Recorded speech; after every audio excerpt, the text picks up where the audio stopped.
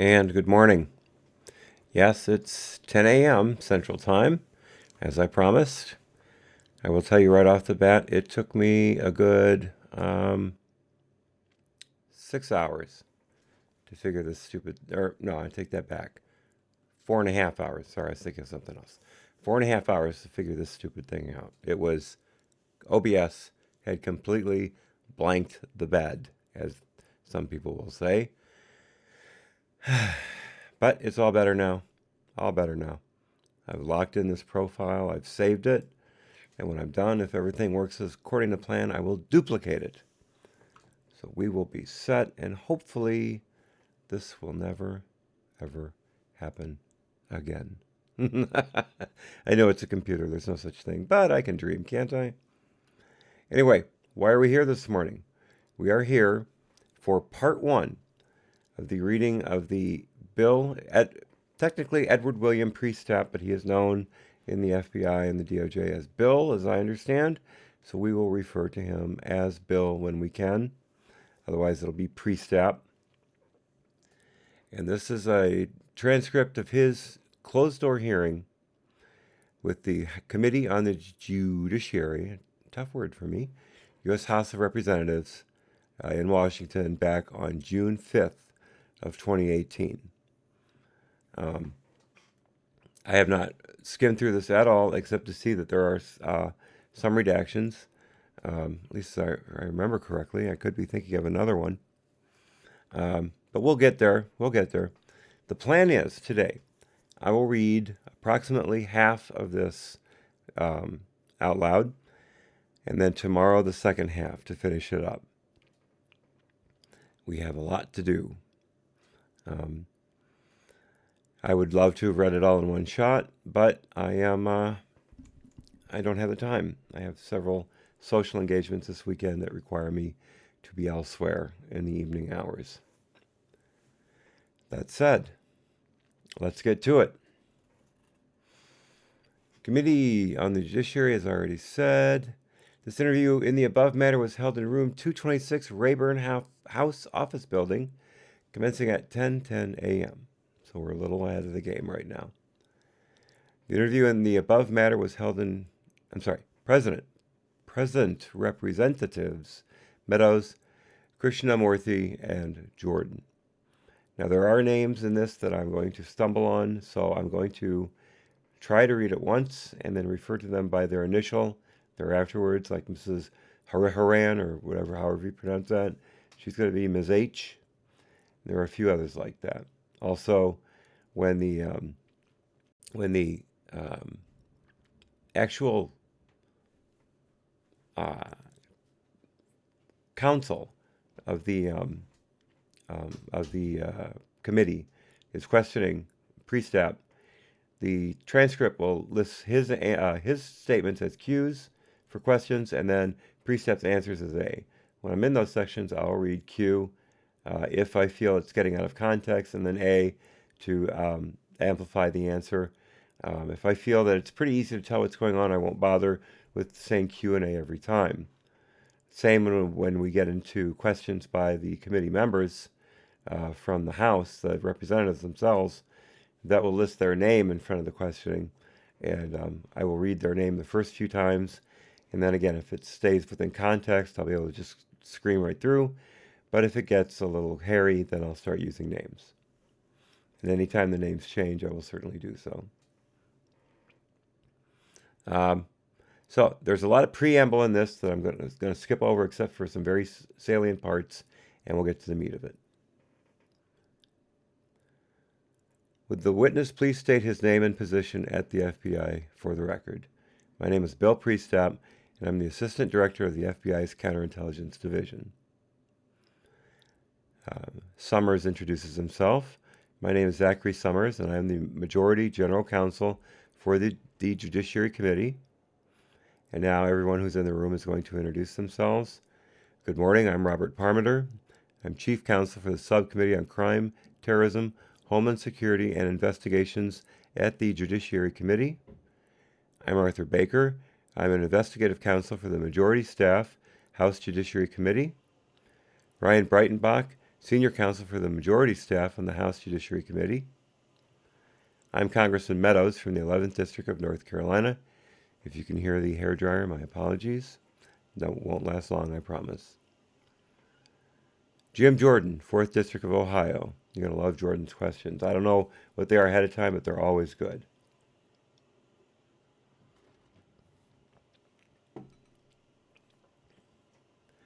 Steve Castor with Mr. Gowdy's staff. Sean Brebbia, Mr. Gowdy's staff.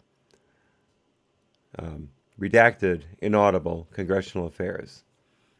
I'm pretty sure that's redacted because they couldn't hear who it was. And this is a transcript. They're not supposed to fill things in afterwards, as I understand. So that's why it's there. Andeep Butharaju, Mr. Gowdy's staff. Megan Green, Mr. Gowdy's staff. Michael Corrin, Mr. Gowdy's staff. Drew Newman, attorney at Skadden Arms. I'm pretty sure Newman is Priestap's attorney, as is Matt Morgan with Inaudible. Marta Adamu, Oversight and Government Reform.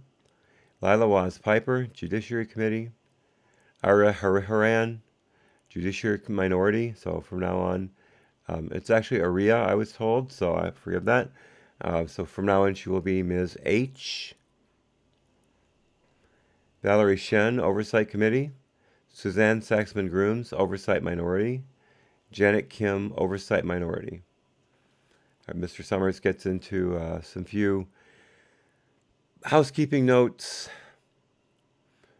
Get down to this. As you can see, there is an official reporter taking down everything we say to make a written record. So we ask that you give verbal responses to all questions. Do you understand that? Priestap, yes. Summers.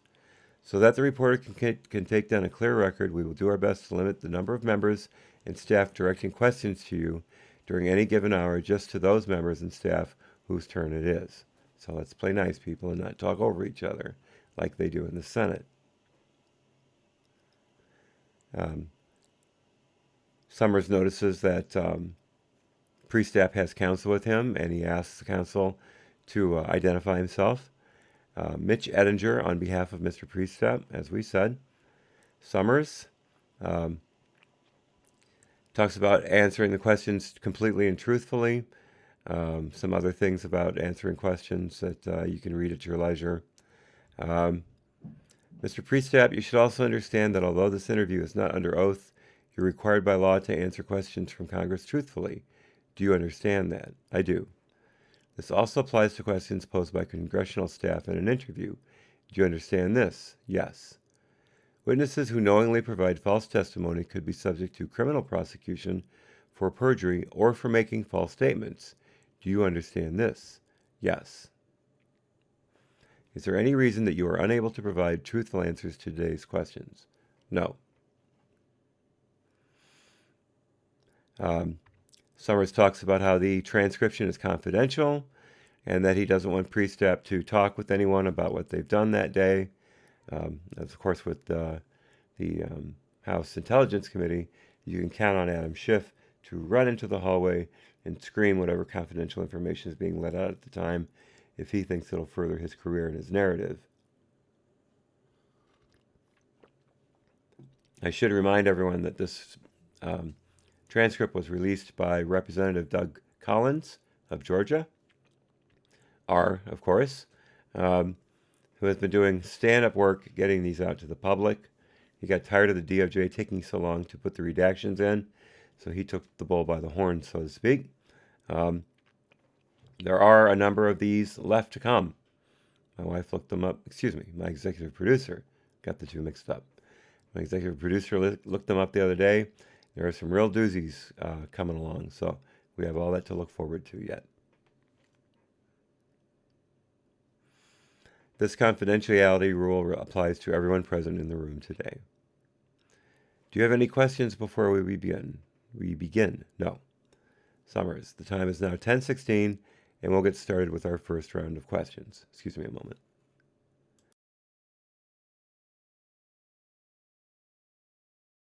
That's better. Okay, we start the examination proper. We're going with Mr. Parmenter, and I apologize, it's Mr. Parmenter that'll get the Q&A for the Republican side, not Summers. Good morning, Mr. Priestap. Good morning. As Zach just got finished saying, my name is Robert Parmenter, and I'm Chief Counsel for Crime and Terrorism at the Judiciary Committee here in the House of Representatives. I'm just going to ask you a couple of initial background questions before we sort of get into the meat of why you're here today. Did you review any documents to prepare for today's testimony? I did. What did you review? I reviewed about approximately 100 pages of documents, which, if I recall correctly, I was a direct party to, meaning they were documents either I authored or were sent to me or I sent to somebody else. Excuse me, my headset isn't working. And when you say documents you authored, are you talking about emails? Emails, right, yeah. By documents, I mean I absolutely include emails, yeah. And after or while reviewing those documents, did you speak with anyone in preparation for the interview today? Yes. Who did you speak with? I spoke to Mitch Ettinger. I spoke to an associate of Mitch's, and I spoke to Redacted, who is an Office of General Counsel's attorney in the FBI. I'm wondering if he's talking about Baker, who we haven't seen in these transcripts yet, because Baker was under a cloud of suspicion after the mid-year exam investigation and the start of Crossfire Hurricane, and he ultimately left the FBI. So, as did everyone pretty much listed in these transcripts who had anything to do with these investigations. And Q. And specifically with Redacted, what did you talk about? A. He had reviewed a set of documents in preparation for this interview. It was his understanding and my understanding that he was going to represent the FBI here today, and so he reviewed a set of documents. And we talked about not the particulars of those documents, but some of the issues that were highlighted in those documents. And were the documents that he reviewed the same as the ones you reviewed? Yes, but I believe he reviewed more documents than I reviewed. And when you speak about the documents he reviewed, which ones are you referring to? My Office of General Counsel gave me about 1,500 documents in totality, which it was my understanding that they thought had applied to my, let's call it my interview today. So they gave me about 1,500. I had a staffer who works with me on a regular basis go through those, and what I asked him is, I said I wanted the documents in which I was a party. So, for example, if I wasn't a party to an email, I don't need to see it. So he called those and pulled out the ones that related most directly to me. But it's my understanding that Redacted reviewed all 1,500.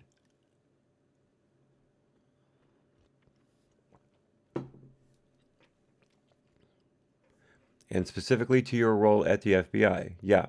When you introduced yourself, you said you were Assistant Director. What are you Assistant Director of the Counterintelligence Division? And what is your role as, can I call it AD? Sure, in general. Absolutely. I oversee the FBI's counterintelligence efforts globally. Okay. Mr. Baker. When you say you're an assistant director, you're an assistant director of the FBI, but as far as the counterintelligence division, you are in essence the director of that division. You're the number one. Priestap. That's correct, yeah. Okay, back to Mr. Parmenter. So before becoming AD, what were your positions at the FBI? And if you could provide not only the titles, but also the corresponding dates to the best of your ability. Sure. So I believe I became the Assistant Director of Counterintelligence in January of 16. For the year prior, I was a Deputy Assistant Director in the FBI's Directorate of Intelligence at FBI headquarters. Prior to that, for I want to say about 18 months, I was a Special Agent in charge of counterintelligence in the FBI's New York field office. Let's see. Prior to that, I was a Section Chief in the Counterintelligence Division. I don't remember for how long, but probably at least 18 months, maybe 24 months, and I focused on a high-priority threat nation. This is something, if I can step aside for a second, this is something that I noticed with a previous testimony, Strux, I believe. Strux, about how long he was in a particular position before he moved on. No, it wasn't Strzok. It was, did I read Comey or McCabe? It was someone higher up in the FBI, someone who had executive authority, and they rarely stayed in a position for more than 24 months as they were moving up the ladder in the executive division, if I may call it that. Hardly ever. A lot of times it was more like 16, 18 months. So they really fast track these guys. It's really something I hadn't seen before in my working career. I know some places where if you're not doing a good job, they'll bail you out after a while, after a short while, but they won't necessarily promote you. I'm not saying they won't ever, because we all know the Peter principle, where a person is promoted to the level of their incapability to perform that job. There's another way to end that. I forgot it at the moment. But that's basically it. Look up the Peter principle and you'll see what I'm talking about, to be sure. So yeah, 18 to 24 months as a section chief focusing on a high priority threat nation. You'd think if he was good at that, they'd want to keep him there longer than 2 years. I don't know, maybe. Back to the text. So as my colleague, Mr. Baker, just referred to, it would be accurate to say that you are the top counterintelligence official at the Bureau. Yes, yeah. Priestap answers a lot of questions like that. Q. I know that because I actually forgot. I'd read this Thursday when my OBS blanked the bed. So I do remember some of these. Q. And so your title at FBI from spring of 2016 continuing to 2017 would have been an assistant director at that point. Yes, yeah. And so the purpose of this interview today, you are familiar with the mid-year exam investigation? I am. I inherited it in January of 2016. So what was your role as AD as it pertains to the mid-year exam investigation? Again, as assistant director, I am responsible for all FBI counterintelligence investigations at the end of the day. Obviously, we have so many that I can't be intimately involved in all of them, nor can I be intimately involved in all of our, let's just call them other and counterintelligence efforts. And so I try to prioritize and generally have a few cases at any one time, that I believe require my personal interaction and oversight of, and mid-year exam was one of those. And so as a result, I had regular meetings with what I'd call the primary investigative team that was doing the day-to-day work on it. In other words, I would meet with them and ask for updates. I would ask the leaders of that effort if there was anything they needed from me and or others higher ranking in the FBI or Department of Justice. Do they have the tools, resources, the type of stuff that they need? Okay, Mr. Summers steps in. Who was on the primary, what you just characterized as the primary investigative team? I don't know every member by name, but types of positions, and yeah. So I guess what I'd refer to as the core management of the investigative effort, Peter Strzok, Jonathan Moffa, M-O-F-F-A, Rick Maines, and then we had an Office of General Counsel Attorney who was also in, if not most every important meeting that I held on the topic because I trusted her. And her name was Sally Moyer, M-O-Y-E-R. I guess to me, core management is that group of people. And then the rest of the team, just in terms of types of people, are we talking agents and analysts, line agents and analysts? What about line attorneys? Line attorneys? I guess let me back up for a second. This primary investigative team, was that the primary investigative team on the FBI, or are we talking FBI and Main Justice? No, I'm sorry. I was just talking about the FBI team. Yeah, there was a core Department of Justice team, but I had some meetings with them. I didn't have regular meetings with them. Okay, so there's the primary investigative team. And then from previous interviews, there was also, correct me if I'm wrong, a mid-year review team that was maybe more of an executive team. No, I'm not. I guess I'm not familiar with that terminology. Yeah, no. Was there a group that you're familiar with that met with the director? Oh yeah, absolutely. And who from this primary investigative team was on that second team that met with the director? Yeah. So I guess I hesitate to call it a formal team. Obviously, the director at the time, Director Comey, and Deputy Director McCabe, for the same reasons that I prioritized this investigation, they wanted regular updates, what have you. So when they would request a meeting, me and some select, the people I mentioned would go up for that. But again, you can call it whatever you want. I just didn't consider it a team. It's just they're the leaders of the organization and they're seeking updates, input, what have you. I believe your question was about who was generally in those meetings. Q. Who from the investigative team was in those meetings? Yay. I'm sorry, yeah.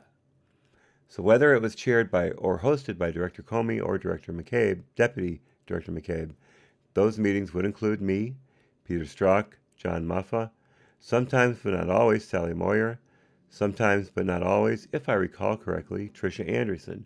She's a Deputy General Counsel at the FBI. They usually included Lisa Page, who was a counsel, Office of General Counsel attorney assigned to the Deputy Director. Jim Rybicki was in most of all of those. He was the FBI Director's Chief of Staff. I feel like I'm forgetting one. Mr. Bunty. What about Stephen Kelly? No. Congressional Affairs representatives, no press representatives.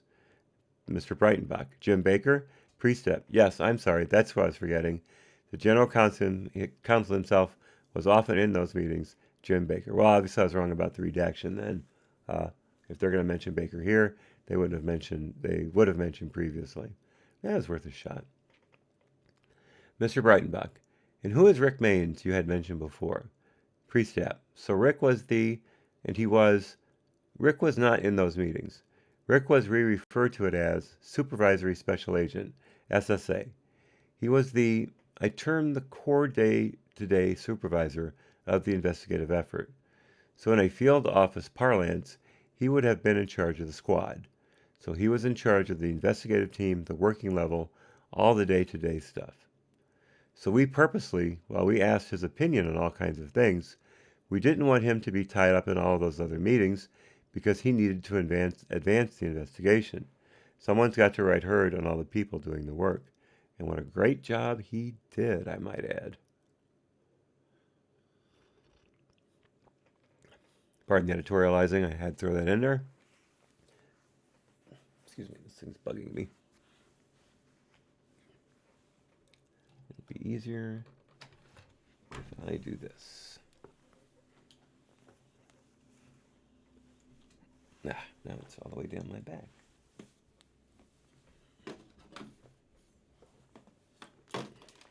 There we go. All right, back to the text. Mr. Baker. As the investigation evolved, were there more teams besides the investigative team that would have been on an org chart, like a filter team when they started looking at absolutely. Certainly a filter team, and like Rick Maines would have engaged with them a whole lot, but I didn't engage with the filter team. I guess I never considered a filter team as part of the core investigative team. They're a resource to assist the investigative team with, what we can and cannot review. So on an org chart, would there have been a lot more than just this investigative team that you named? It would have been, considerably bigger? Yeah. And on the investigative end, don't hold me to the numbers, but I think it's 15 or so, in the neighborhood of 15 or so agents or analysts who I did not name, meaning they're doing the day-to-day work. Mr. Summers. Then in terms of the day-to-day work, so that's 15 FBI personnel. What about personnel from U.S. attorneys' offices or Main Justice? I don't know the full numbers, but I can recall meetings with Eastern District of Virginia. I know they had at least 2 people heavily engaged, and Main Justice at the line level had at least 2 people heavily engaged. Do you know which division? National Security Division at DOJ. And these were people who stayed involved throughout for the most part? Yeah. Again, I inherited it about halfway through the life of the investigation, so all I know is from January 16 onward. They stayed involved from January 16 onward. As far as who might have been there prior to that, if they switched anybody out, I just don't know. Let me add for a moment. You've got this very important investigation going on into one of the pretty much decided upon nominee for the presidential Democratic run for 2016. I mean, it was January, so it was still early, but the fix was in, and I'm sure people at DOJ and FBI knew that to some extent. I'm sure that had filtered down from up above. Pure speculation on my part, but I think there's some basis to it. So if that's the case, why would you change the guy in charge of it halfway through? I don't quite understand that.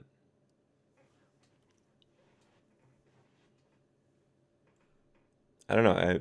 Comments, chat, if you can throw that out there and explain it to me, I'd be most grateful. I don't quite get it. But again, it seems like the FBI has these people on a fast churn type of personnel list, so maybe that's just the way they decided to do it without giving a damn about how it would affect a incredibly important investigation.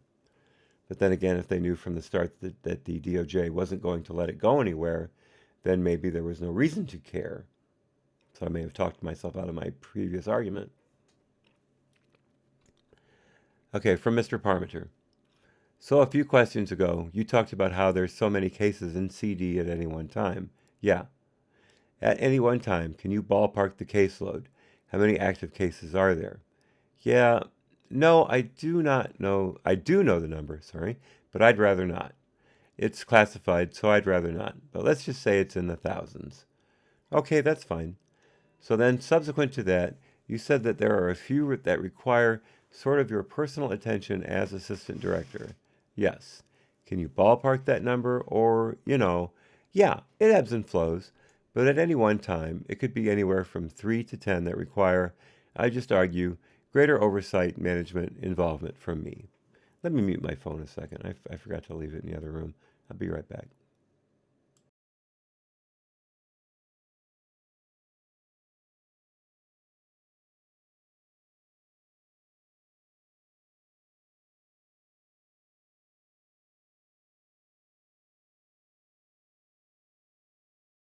There we go. That's better. That won't bother us again.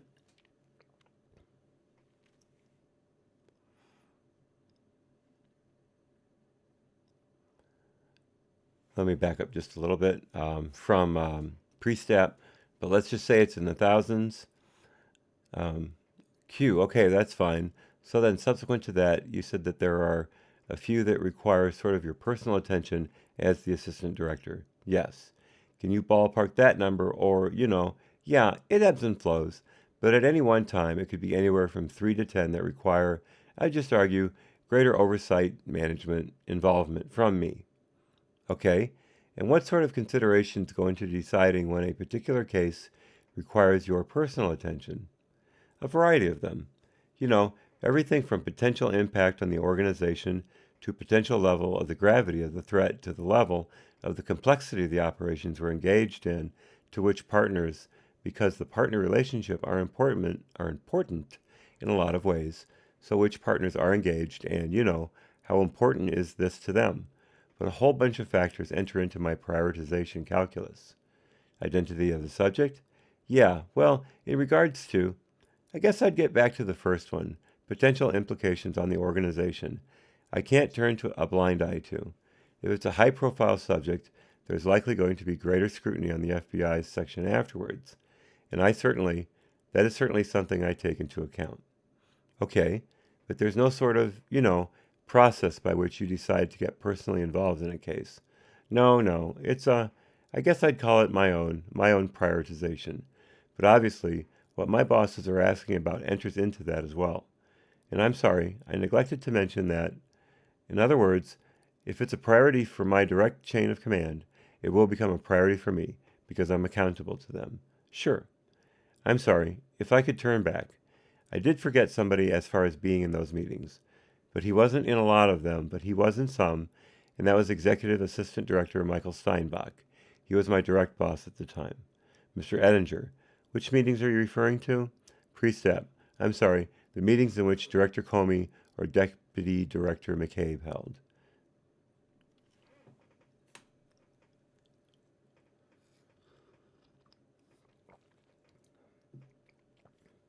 Smoked a lot of cigars last night. I still have a pretty dry mouth. Q. You also mentioned EDVA and NSD. Yes. Can you recall any of the attorneys by name in either of those offices or their supervisors at the time? A. It's horrible, but I don't recall the EDVA meetings, although I was in a few meetings in which EDVA attorneys, although I was in a few meetings in which they were present. On the DOJ side, Redacted was one of the attorneys heavily involved, and I'm forgetting his cohort's name, Redacted. And the directors of each of those divisions at the time that would be overseeing their work. I remember George Toscas, I believe, oversaw their work at DOJ. I believe George reported to Mary McCord, who reported to John Carlin. Any of those, Mr. Summers, any of those individuals you just mentioned, were they involved in this meeting with the director, the meetings with the director? Priestap, no. I can remember one meeting, and there were probably more than one, but I can remember one in which George, Redacted, and Redacted were present, but not with the director. That one was with the deputy director, Summers. But that one was a similar topic, the one Priestap, meaning of this investigation. Yeah, absolutely. Baker. Mr. Priestap, you had said that because of the sheer volume of cases, not every matter could have your direct attention. You had to, kind of pick and choose, but the subject of a certain case might require your attention. Yes. Is it true that, in any case, there would be certain things that would go to you, regardless of the nature of the case, certain approval levels, use of sophisticated techniques, regardless of the type of case, because of your position? Yes. That would flow through you. Yes, yeah, no, absolutely. Yes, yeah, no, absolutely. So not every case is going to entail things that require my approval, but certain activities on behalf of the FBI require my approval, no matter what cases their touch. I mean, that's a direct quote. I mean, which counterintelligence cases they're touching on. So, for example, things like agents wanting to travel overseas in furtherance of an investigation, that requires approval from me. So the justification has to come to me. But in not every counterintelligence case, the agents are going to ask to do that. So it's not like I'm approving everything in every case, but certain activities like that require my approval. Q. I'd like to back up just a step. You indicated you inherited this case, so a prior AD took over it. Do you have any idea how it ended up being a counterintelligence matter as opposed to maybe something along the lines of public integrity? I don't. Yeah. No, I wasn't there for those decisions. Were there any discussions during your tenure as the AD about it needing to be a different classification, or were there field offices external to the team that felt it should have been what you call, I think, a blank matter? Redacted matter?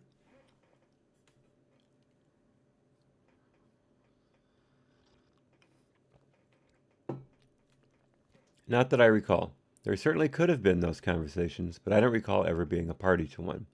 Okay, Mr. Jordan. Mr. Priestap, you said you approved travel overseas for agents. Do you ever travel overseas? Yes. How often? As little as possible. Big redaction. How many times in a year? Overseas? Maybe twice. Okay. Maybe 3 times at the most. Thank you. Mr. Parmenter. So, sir, you also, in addition to, another question about you sort of inheriting the investigation. We just talked for a while about the makeup of the team or teams, the investigative team, the team that briefed the director. Yeah. How were those teams selected, particularly the investigative team? Yeah, I don't know, meaning it was selected before I inherited the investigation, and I inherited the investigative team. Mr. Baker. But there would have probably been people that were on the team during your tenure that left and others needing to backfill, or maybe as the investigation evolved, new people added to accommodate new roles. It's certainly possible that happened, but I don't recall it happening. I'm searching my brain. The only thing I can think of is we might have, and again, this is not definite, but we might have added somebody with cyber, an additional person with cyber expertise, midway through the case or so. but otherwise there was not intentionally much turnover. This was, we refer to it as a close hold matter. We intentionally, that included when I became responsible for it. It wasn't something we wanted to expose a lot of people in the FBI to if we could prevent it. What is a special investigation, a headquarters special? I've heard that term used. Yeah, I don't know that that is a... Sorry. I speed read, so which means I read in phrases and by context. So sometimes I've already read 3 words ahead when I haven't pronounced the word that's coming next. So that's how you'll see me skip around a bit, and I hope it doesn't make it too distracting. A. Yeah, I don't know that it's a formal FBI term at all. Actually, I don't think it's a formal FBI term. I think what they're referring to, and I wouldn't say this in commonplace, this is commonplace in counterintelligence, but this isn't rare that it happens, is that some investigations are so close-hold and require such oversight, close oversight at FBI headquarters, that a decision is made by the highest levels of the FBI that the investigation is actually run out of FBI headquarters as opposed to a field office. Was that the case in this instant matter? It was. But again, I go back to that decision was made prior to January 16 when I became responsible for it. That's the structure of the case when you came on, and that's the way it stayed. Yeah. And I was not involved in any of the decisions for setting that up, what have you. So I don't know why they decided to go that way at the time, what have you.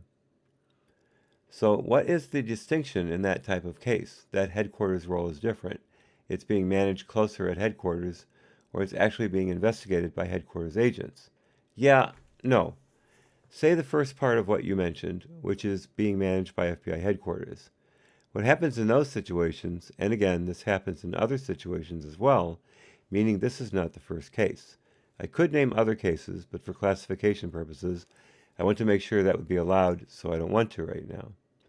What they do is they form a team, and it's generally made up of, they will draft agents from field offices, and they'll couple them with select agents and analysts from FBI headquarters, basically say, your full-time job right now is this investigation. And so, their offices, computer terminals, everything, they relocate from the field office and get a working space at FBI headquarters. Then they work the investigation from FBI headquarters. The big difference is FBI headquarters, management and executive management are in the building, and so it's a lot easier to get regular, timely, accurate updates on what's happening. Q. So for purposes of going out and doing an investigative matter in the case, doing an interview, recording that interview on a 302, which if you don't remember, a 302 is FBI shorthand for the forms they fill out after their interview of a person involved in the case. The FBI agents don't normally take notes during during the questioning. They distill those then to a 302 when they're done.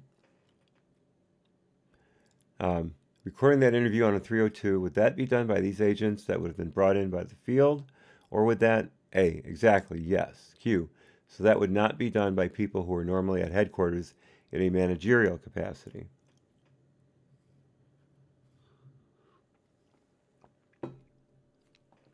Yeah, no, it could have been. Again, not knowing. With the key people doing, the interviews, evidence review, what have you, I don't know because I didn't choose them. I don't know all of their previous roles before they were called to this team. But in my experience, they were generally case agents at an FBI field office, or they were supervisory special agents at FBI headquarters, which is the lowest, the first, I would say, first level of management at FBI headquarters. And these people have usually most recently been in a field office, and they could be refocused to become a street agent again, in effect. Does that mean demoted? But again, I don't know. That was me, of course, about the demotion. Sorry. I've been told that sometimes my asides are a little too perfect with the rest of the reading. The perfect wasn't the word used, but take it in context. So it's hard to tell when I do an aside and when I don't. So I'm going to try to make sure I label those accordingly. Forgot right there. Continuing with Priestap. But again, I don't know of the 15 or so folks where they were all drawn from. It's my understanding some were drawn from a Washington field office, but not all. Okay, thank you. Now, Mr. Summers. In general, I mean, not to this investigation, it sounds, because you said you weren't there when this investigation started, it sounded like to me that to pull agents from a field office, I mean, someone, you can't just be the secretary and a secretary and do that. I mean, someone has to approve that. At what level would something like that be approved? At least in the assistant director level where I sit, the position I'm in generally there. And I say generally, if a field office really resisted and the assistant director felt strongly, hey, we really need this person on the team, it could be elevated further, but generally, that would be worked out at the assistant director level or lower.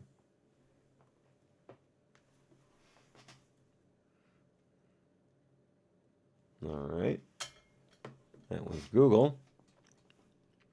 I have now turned down the volume as well. Q. And would you know, just in general, particular agents at a field office, or would you just ask for agents? So it can be done in a variety of ways. I've seen it in two ways. One, in which individual people are hand selected.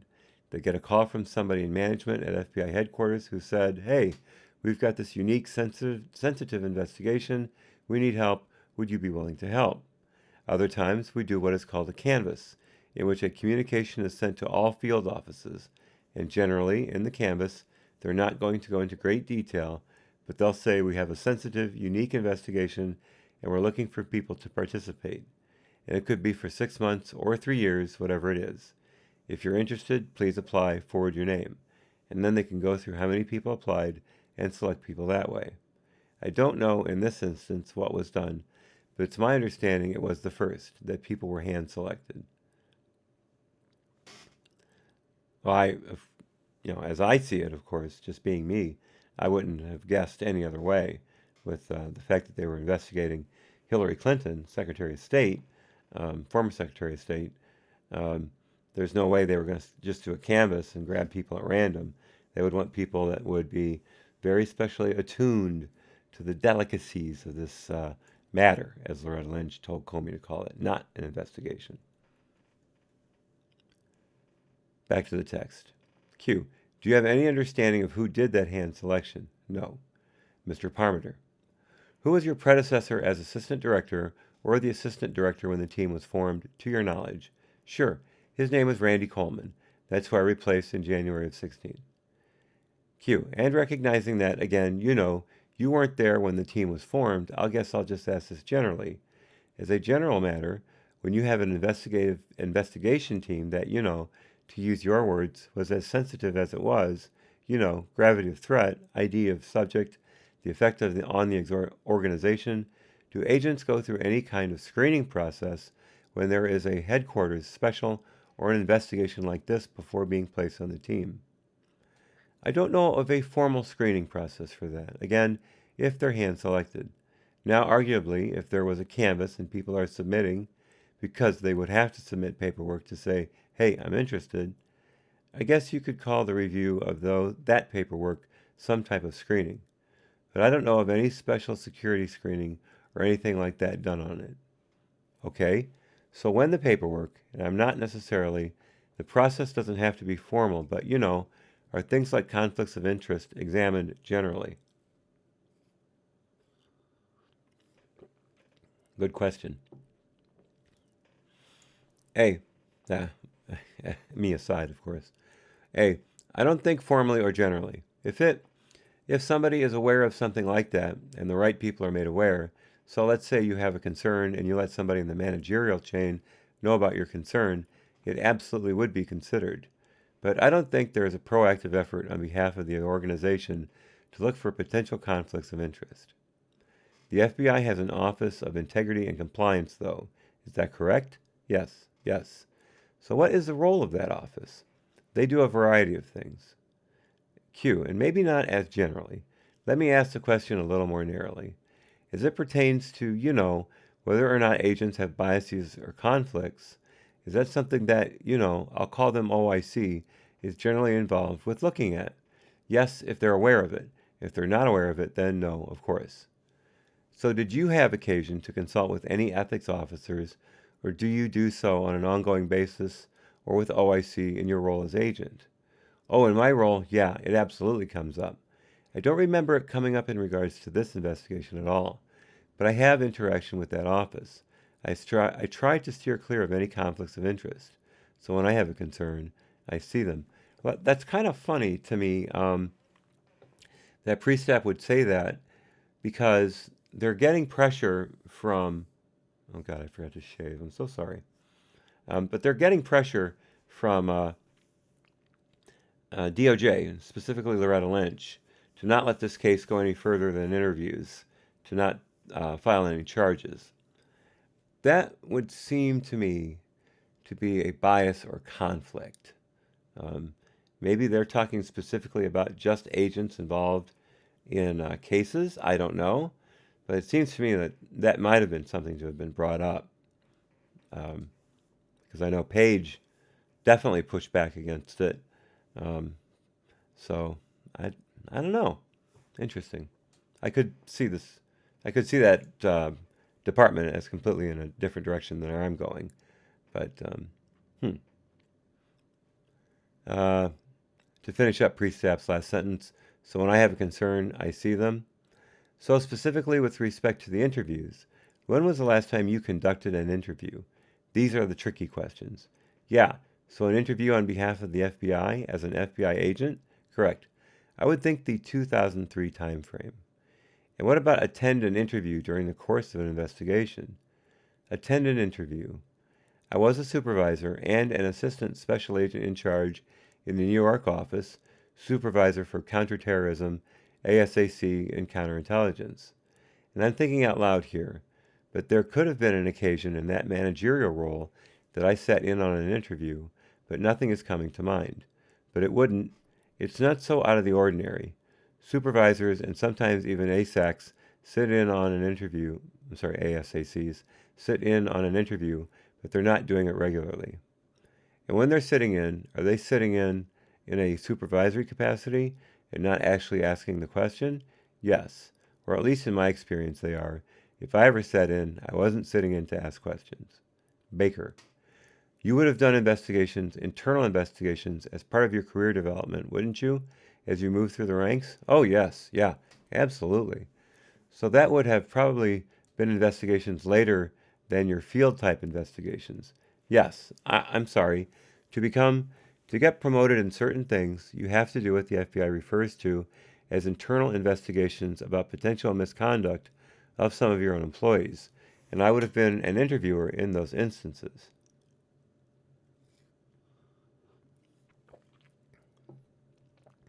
Well, to me, that's very fascinating that he didn't do that in these cases.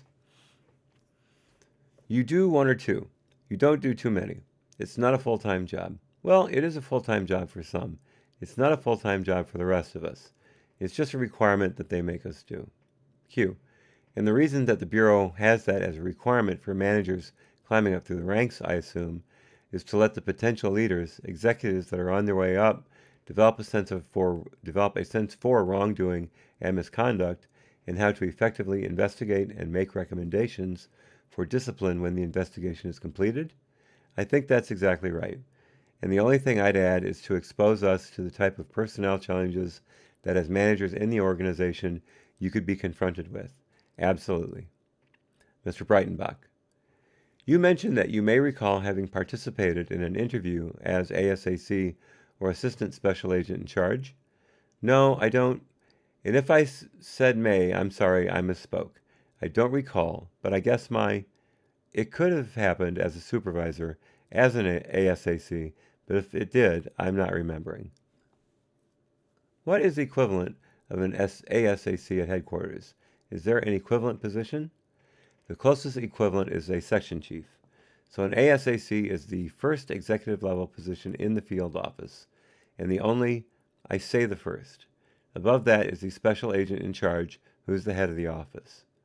So what's the equivalent of an SAC at headquarters? At headquarters, an assistant director, or close enough. Maybe that's it depends.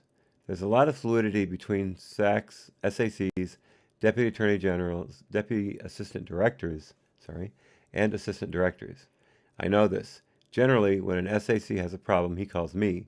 He doesn't call above me. So if that, Q, thank you, Mr. Baker. But an ASAC would generally be promoted to a section chief? Exactly. Not the reverse. Correct. If a section chief got moved to an ASAC, that would be a demotion? A demotion, yes. A section chief is the first senior executive service we refer to as SES level in the FBI. That's a section chief. Parmeter. I believe you stated earlier, sir, that Mr. Steinbach was your immediate supervisor as executive assistant director. Is that correct? Yes. So with regard to the matter at hand, the mid-year exam matter, did you report to Mr. Steinbach? Yes, mostly. Mr. Steinbach wasn't... I forget the exact amount of time he was in that role before he retired, and so there were plenty of times Mr. Steinbach wasn't available. Also, under his responsibility were counterterrorism, was counterterrorism. Mr. Steinbach, in my opinion, is a counterterrorism expert, and so he often spent an awful lot of time on counterterrorism, high-pressing counterterrorism matters. And so, again, he wasn't available. When he wasn't available, I would report directly to the deputy director. To the deputy director, yes, who was, at the time, Andy. I think it was Andy McCabe. Okay. A, I'm trying to think when it initiated. If he was there on day one, but he wasn't. It was shortly thereafter when I came on board. But primarily to Mr. Steinbach, and when he was unavailable, to Mr. McCabe. Exactly, yes. And who briefed and updated you with respect to, essentially, what I'm trying to get at here, what was the chain of command as it pertains to the mid-year exam? Yes. So I'll think of it as a core group of people doing the investigation. Above them was Rick Maines, the supervisory special agent, leading that day-to-day effort. Rick reported to Peter Strzok and John Moffa. And Pete, John Moffa, and Sally Moyer would be the ones I would get regular updates from. I wanted all three there because they had different perspectives. Pete was an agent, John was an analyst, Sally was an attorney. So Sally didn't have an investigative role, but she had a legal role.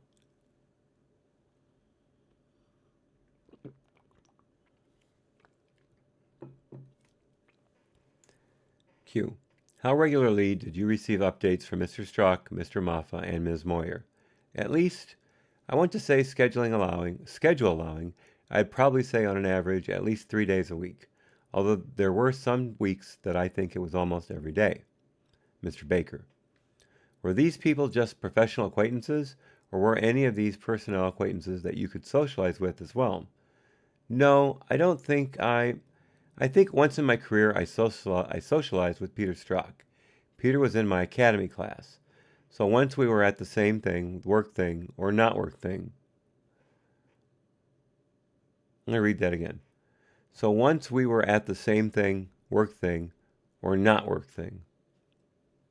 But otherwise, nobody was a personal acquaintance. They were all professional acquaintances. You were asked and answered before. Your role as AD. You are the #1 counterintelligence official for the Bureau. Your deputy, Mr. Strzok, would he be the #2 in the Bureau? Yeah. The only thing is, when I inherited and I'm sorry, as deputy assistant director, he wouldn't be #2, only because there's 3 #2s. So there's 3 deputy assistant directors in counterintelligence. Pete, by the end of this investigation, had become a deputy assistant director, but he wasn't in that position when he started. Okay, as an aside, if you were thinking of Austin Powers, the first movie, when I was reading that segment about #2s, good for you. Q. What is his not rating, but is he viewed as a knowledgeable counterintelligence person?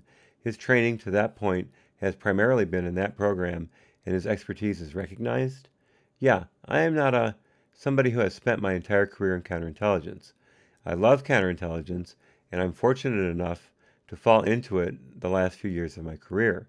Pete, though, I understood, was counterintelligence almost, if not his entire Bureau career, and he was considered one of, if not the foremost, counterintelligence expert on the agent end at the FBI. Summers. You described a few moments ago a situation where, if Mr. Steinbach wasn't available, maybe you would report directly to Assistant Director McCabe. Would a similar situation exist if you were not available and Mr. Strzok needed to report something up? Where would he? Priestap. Sure, yeah. So I'm not present, and I couldn't be present for a number of reasons. He could either go direct with Mike Steinbach, or if Mike wasn't available, he could go directly with Andy McCabe. Breitenbach. You just mentioned that you have more recently been in the counterintelligence world. Do I presume that previously you were in the criminal world of it? Yeah, I started my career in criminal. The middle of my career was mostly terrorism or counterterrorism and intelligence. In the latter part, I think of it in thirds. The latter part has been mostly, not all, but mostly counterintelligence. Breitenbach. Okay, can you explain? I'm sort of trying to understand the purpose of an investigation on the two sides of the house, the purpose of an investigation in the criminal division versus the purpose of an investigation in the counterintelligence division? Sure, I guess I'd respond this way, that the counterintelligence division is primarily responsible for protecting America's vital interests, anywhere from state secrets to trade secrets, from foreign adversaries. That said, the counterintelligence division, I'm not sure why this ever came to be, but it is also responsible for mishandling cases or potential cases of mishandling of classified information. So the counterintelligence division traditionally handles those. I'm not certain because I wasn't, of course, there, and I think the decision was made a long time ago as to why the FBI counterintelligence would be responsible. At least in my mind, the only thing that really makes sense is that when there's mishandling of classified information, there's always the worry it would end up in the hands of our adversaries. By adversaries, I mean state adversaries. And so again, at some point, the Bureau decided a while ago counterintelligence ought to handle potential mishandling cases as well. It's the same with media leaks, because some of that, media leaks, unauthorized disclosures, I think the thinking is that information, certain information, if made public, could end up in the hands of a state adversary harming U.S. interests. The Counterintelligence Division is also responsible for unauthorized disclosures, or what many people call media leaks. Move that out of the way. That was all Priestap right there.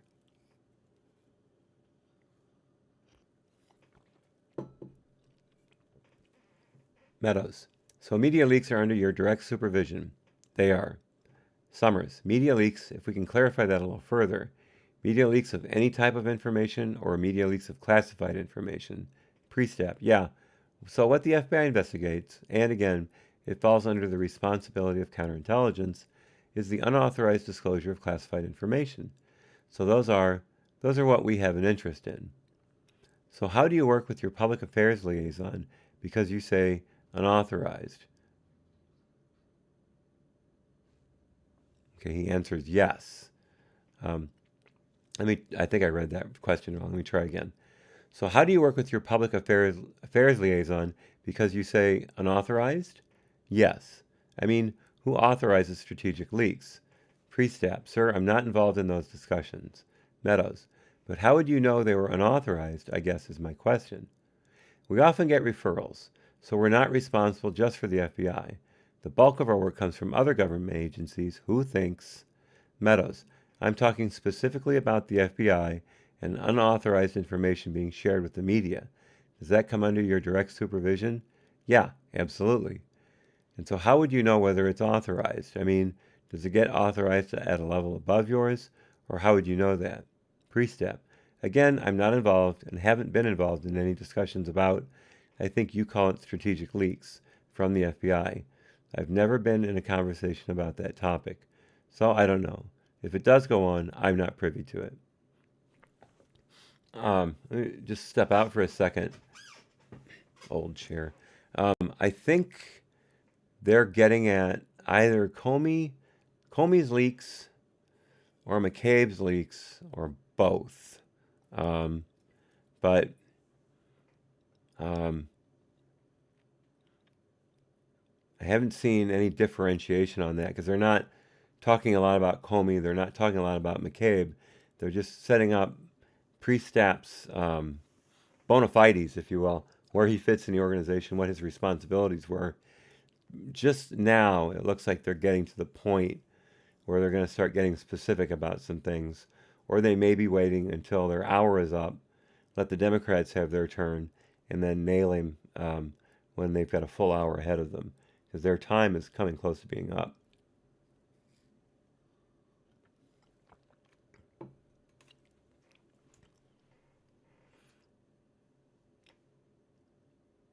Priestap's last sentence. So I don't know if it does go on. I'm not privy to it. Meadows. So you've not investigated any media leaks as it relates to the FBI since you've been in your position? No, I have. But in those instances, let's say, and I want to say one or a few came from counterterrorism and one or a few came from counterintelligence. If we see information that we believe is an unauthorized leak of FBI or information, that will be brought to my attention in counterintelligence. I will then go to my direct boss, executive assistant director, and I will also go to our head of office of public affairs, basically our press office, my equivalent there. And I'll say, hey, this stuff is out there. Are there any concerns with the FBI opening an investigation on this? So meaning make people aware so, to your point, if someone had authorized it, what have you, that I'm not aware of, they get the opportunity to weigh in before I start investigating time and energy on it. Meadows, thank you. Parmiter, sir, it seems like the intent of a counterintelligence investigation may not be prosecution, and that's maybe something that distinguishes it from some sort of a more traditional criminal investigation. Would that be correct? Yeah. No, I appreciate you saying that. Our objective, again, is to protect vital assets. Sometimes the best way to protect is via prosecution.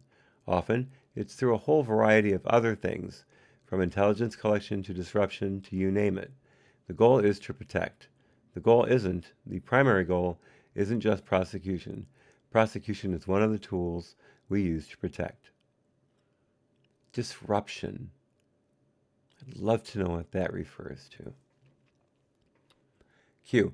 Are there ever situations where you have sort of a case which involves a hybrid? Because, oh yeah, absolutely. Yeah. So, for example, if there's conduct that, may be a violation of the criminal law of the United States, and at the same time, obviously there's a strong counterintelligence interest in that. Absolutely. We do a number of cases that are prosecuted, but it's just one way we can go with cases.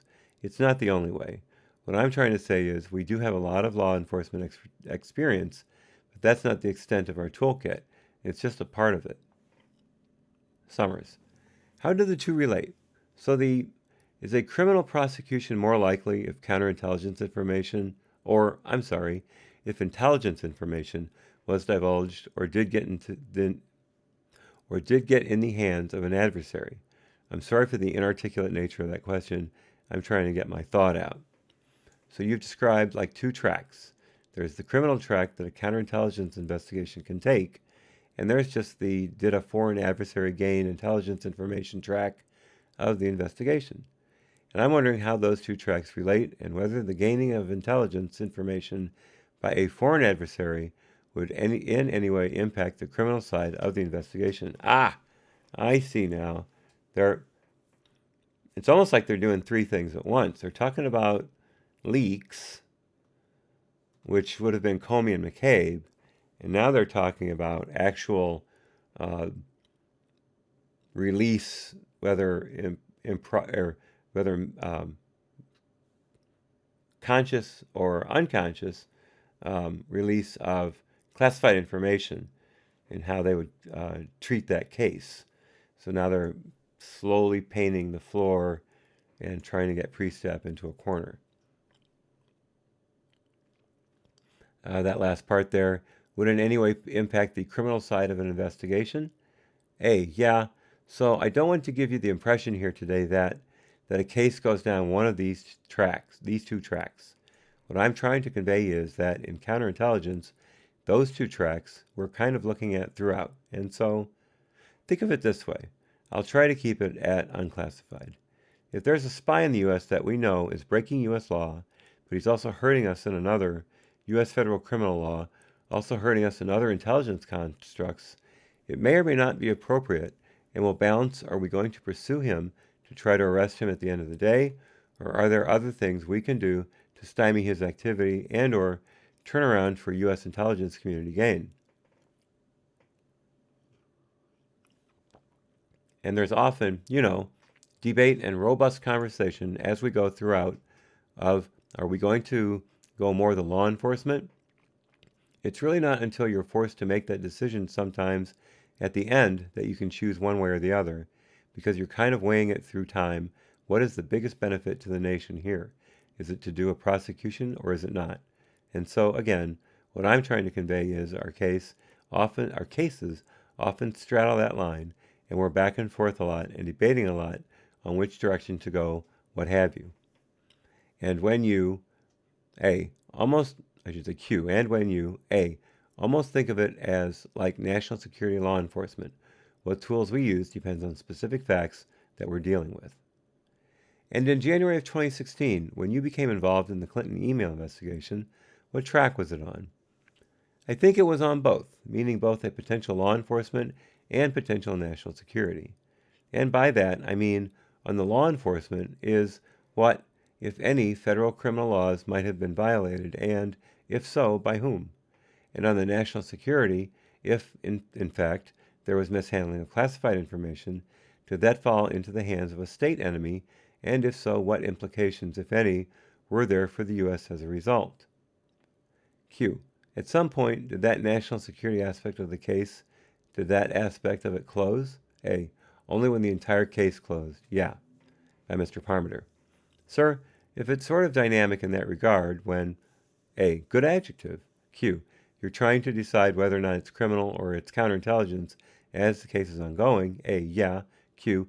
Wouldn't it be fair to say, depending on the character of the case, you're collecting different sorts of evidence? Or A. Certainly trying to. Yeah. Q. But, you're collecting, If it's a counterintelligence investigation, you're looking for evidence, that ordinarily would support, gosh, sounds like Lisa Page, perhaps a prosecution or a further investigation in the counterintelligence realm. Whereas if it's a criminal investigation, the objective is prosecution, where you're collecting evidence, of the defendant's misconduct. Yeah. Is that fair to say? It is. It's just, in my experience, like sometimes intelligence is evidence, and sometimes evidence is intelligence. I mean, sometimes it can be the same thing. It's just what we do. It's just what do we decide to use it for. And if it's through an intelligence construct, people refer to it as intelligence. If you go the law enforcement route, people will call it evidence. It could be the same piece of information. Okay, they take a break. They come back at 11:10.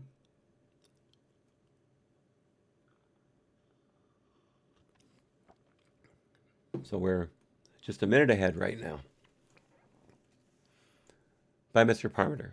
It can be, but A. It can be. It isn't always. Q. So A. Sometimes evidence isn't really good intelligence. Q. Right. By Mr. Baker. In your role of protecting national assets, I'm sure hostile intelligence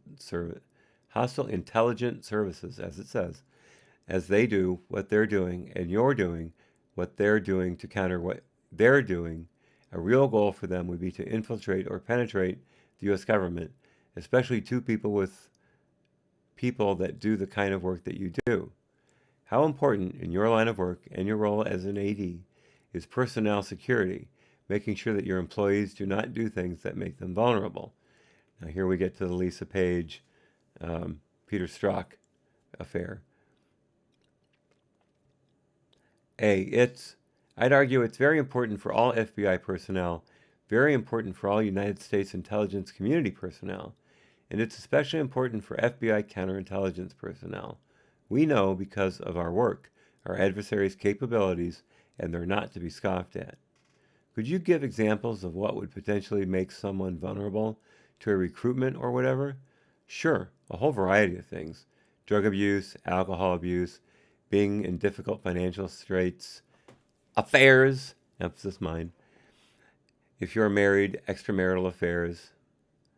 I'm sure I can think of others, but I guess I'd rather not go into too much more detail there just because of a classification level, but I don't know if Q. Okay.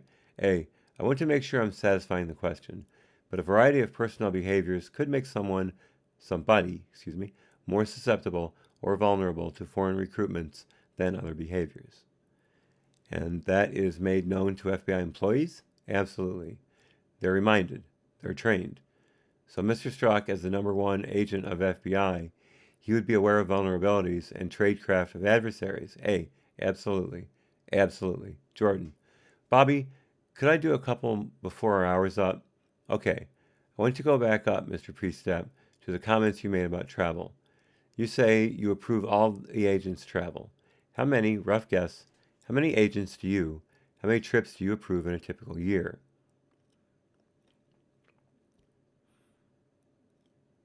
Now see this, let me just step aside for a second.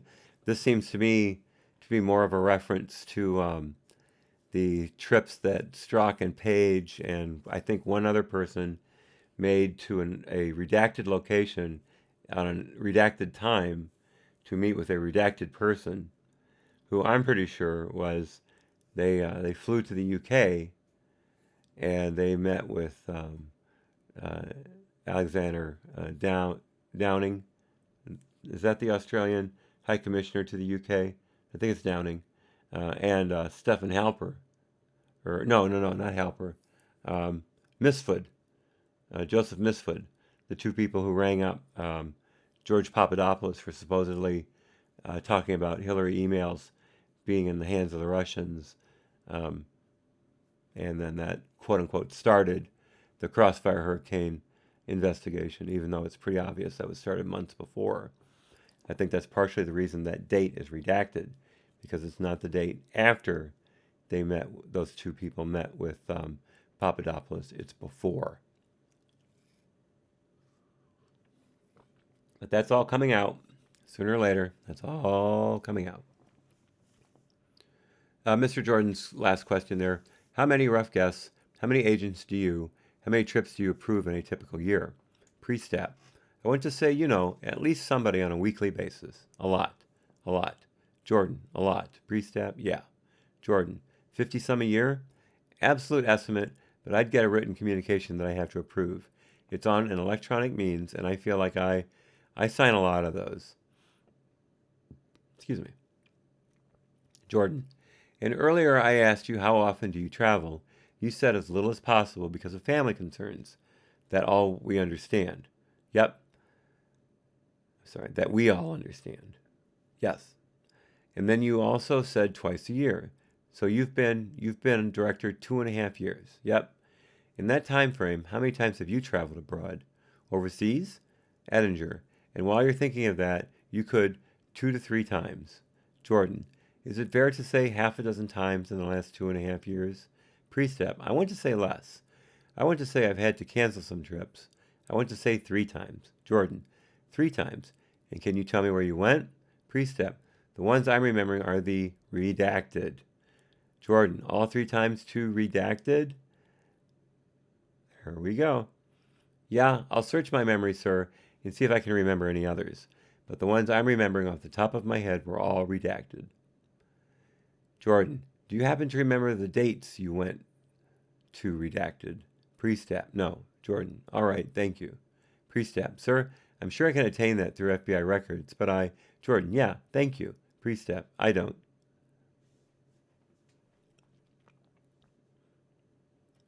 Parmeter. So, sir, we just have a couple minutes left in this first hour. I mean, you had just, in response to my colleagues' questions, talked about a few of the things that would be considerations for whether or not a particular agent was vulnerable. Yes. One of them was affairs. So absolutely, it's been publicly reported about Mr. Strzok and Ms. Page engaging in an extramarital affair. Yes. Did you have any knowledge of that while it was going on? No. And I say no. Sometimes I apologize. I don't remember the time frame. I don't want to surmise on the time. I don't remember the time frame. But after Pete had been reporting to me for a considerable amount of time, somebody brought to my attention that behavior might be going on. And so that's when I became aware that it was a possibility. So someone who works at the FBI. Yes, yep. And can you say who that person was? I redacted. It's going to be It's going to be one of two, but I don't know which one. Okay, Mr. Monty. Okay, to the best you can. Priestap. Okay, if I recall correctly, it was either Sally Moyer or Jonathan Moffa. I wonder what that redaction was.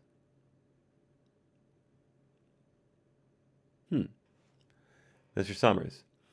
About when was this? A. What is today? I would guess about a year ago, but it's a guess, so. But it's a considerable amount of time I had been in the job, and Pete had been reporting to me before this had been brought. Did you take any action based on that? I did. What action? I spoke to Deputy Director McCabe about it. I also spoke to both Pete and Lisa about it. I felt I owed it to them. Lisa did not report to me, but I felt they ought to be aware of what was being said. I didn't ask them if it was true, but they needed to know that the impression was out there. Why didn't you ask them if it was true? Or did you at least refer them to the Office of Compliance and Ethics or whatever?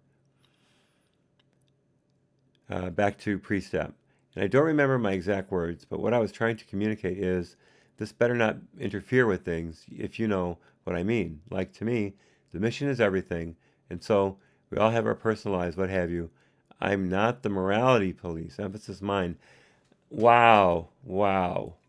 How can you not follow through on that? That's negligence in my regard right there.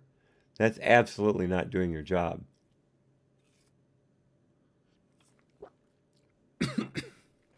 Excuse me. He had said specifically that part of his job was to take things to that office, that ethics office, if they look bad. And then he listed a number of things that would make a person or persons vulnerable to being recruited or leaned on by foreign services. And he specifically mentioned affairs, extramarital affairs. That's a quote. And he didn't tell anybody except McCabe and those two? Did he assume McCabe was going to take it up to the top? And if he did, then why bother telling Lisa and Strzok about it? Why not let the investigation go ahead without them being tipped off to it to where they can start destroying records? I'm telling you, the FBI is just a den of snakes. At least was. I still have some problems with it, but it certainly was at the time. I'm not the morality police, Baker, but that behavior would make them vulnerable to an intelligence service. Priestap, in my opinion, yes. Parmiter, did you discuss that? Not just it better not have affected your work, but A, no. Because again, I don't know for certain it was going on, and I didn't ask them whether it was going on. And I also felt, to a comment earlier, that they knew darn well that if that was going on, that potentially makes them vulnerable. Yeah, but they're still doing it. Just because they know it makes them vulnerable doesn't mean they're not vulnerable, that they can't be touched by one of those services and touched hard. Mr. Summers, isn't that the type of thing your division would investigate, whether a top counterintelligence officer was compromised? Oh, sure, if we had any indication that, Q, I don't mean actually compromised. I'm sorry. Let me take my question back. Was in a compromising situation. Yeah. No. If we had information that any FBI person was cavorting with an adversary in any regard, we'd want to know about that. But I had no information whatsoever that either of those individuals had any contact, let alone engagement or regular engagement, with an adversary. Unfortunately, as an adult, I've known other people who have affairs, of course. And again, I'm not the morality police. I just, to me, don't let whatever you're dealing with in a personal capacity, interfere with the work we're doing. Mr. Summers, I think our 1 hour is up, and so I think we'll take a 5-minute break, and then the minority will have their hour.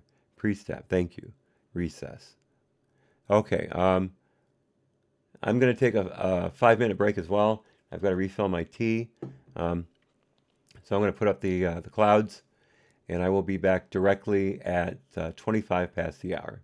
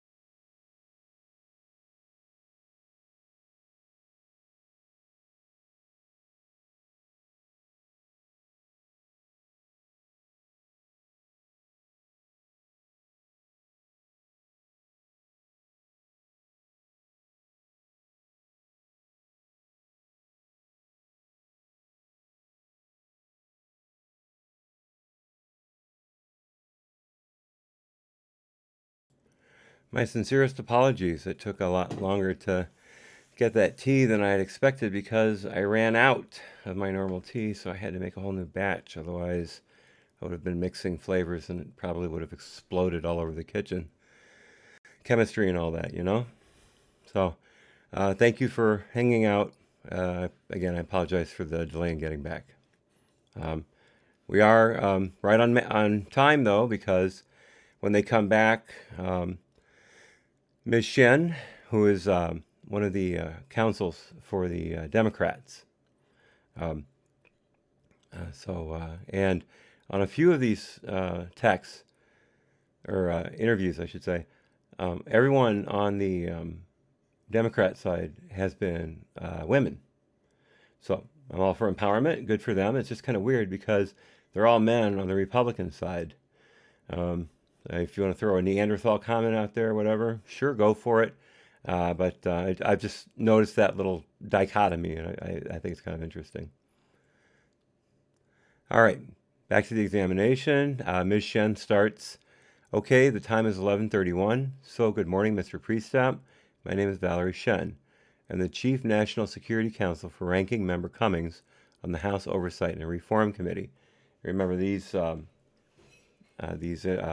hearings were done both with Judiciary and Oversight and Reform. That's better. And this morning, I'll be leading a lot of the questioning for the staff on behalf of minority. But for now, because one of our members is here, I'd like to turn it over to Representative Krishnamurthy, who will now be known as Kay, who has a few questions for you as well. Mr. Priestap, sure. Kay. I'm sorry, Representative Krishnamurthy is in fact a man, according to this. So every prediction I make about these things turns out to be wrong. Feel free to beat me senseless next time you see me. Mr. Krishnamurthy, Mr. Priestap, thank you so much for coming in today. You know, there have been many public criticisms coming from all sides against former FBI Director James Comey and the decision that he made in the handling of the Clinton investigation. However, the president and other Republicans have gone well beyond that. Now, see, this is where the Democrats. Sorry, the door is rather squeaky. Just a second. Apologies.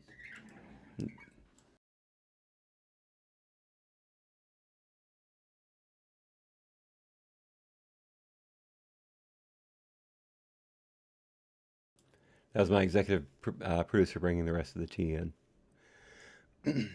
Oh, and by the way, she corrected me earlier. The Australian High Council for the British, otherwise known as the Australian Ambassador to the UK. His last name was Downer, not Downing. Downer. I do that quite often. So thank you, EP. So what you're going to see here with the Democrats, you already get the feel right off the bat. Their job is to re-justify, reform the FBI, and to at the same time slam the Republicans. And they do that over and over again.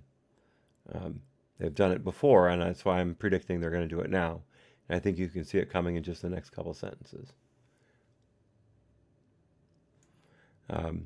Back to Mr. K. Let's see, as he was saying, however, the president and other Republicans have gone well beyond that and have made extremely serious allegations that attack Director Comey's fundamental honesty and integrity, or even accuse him of committing serious crimes. And we all know that he has, I would like to add. That wasn't Krishnamurthy, of course. I'd like to go through some of them with you, some of these allegations with you now, to see if you can shed some light on the issue. Okay, how would he know what Comey did? He wasn't reporting to Comey directly, and Comey certainly wasn't reporting to him in any capacity where he would say, by the way, Bill, I just released some classified information to the newspapers today. How about that, huh? It's same with McCabe. They wouldn't have done that. So how's he supposed to know any of this? This ought to be interesting. Back to Mr. K. I'll just take one tweet. On April 13, 2018, President Trump tweeted in two parts, quote, "They love his tweets." Quote, "James Comey is a proven leaker and liar. Virtually everyone in Washington thought he should be fired for the terrible job he did until he was in fact fired. He leaked classified information for which he should be prosecuted. He lied to Congress under oath. He is a weak and untruthful slimeball who was, as time has proven, a terrible director of the FBI. His handling of the crooked Hillary case and the events surrounding it will go down as one of the worst quote-unquote botch jobs of history. It was my great honor to fire James Comey! Exclamation point. Close quote. Find me one incorrect statement in there. You may take issue with the character assassinations, using words like slimeball, but was this in any way incorrect? All of these have been proven true. The only thing that hasn't happened is Comey being rung up on charges, but just wait for it. Just wait for it. None of these people are probably going to see any jail time, but I bet indictments are going to flow like mad. It's personal opinion, just me predicting the future, which means it's about as accurate as a 10-day forecast, but that's how I see it. Back to Mr. K. That's a lot to unpack, so let me break it down just a little bit here. First of all, do you, Mr. Priestap, believe Director Comey is a proven liar? Priestap, not in my experience. A rather specific denial, don't you think? Not in my experience. Mr. K, and why not? Priestap, I became Assistant Director of Counterintelligence in January of 16, and I can't remember the exact date on which Mr. Comey was fired, but I believe it was May of 17. And so for that year and a half before he was fired, I spent a tremendous amount of time with Mr. Comey because of some very challenging issues being handled by my division. And in that time, I always felt, emphasis mine, that he represented himself extremely honorably. Mr. K, are you aware of Director Comey ever lying to Congress under oath? I'm not aware of that, no. Has Director Comey ever lied to you? Not that I know of. Not one yes or no answer. They all leave wiggle room.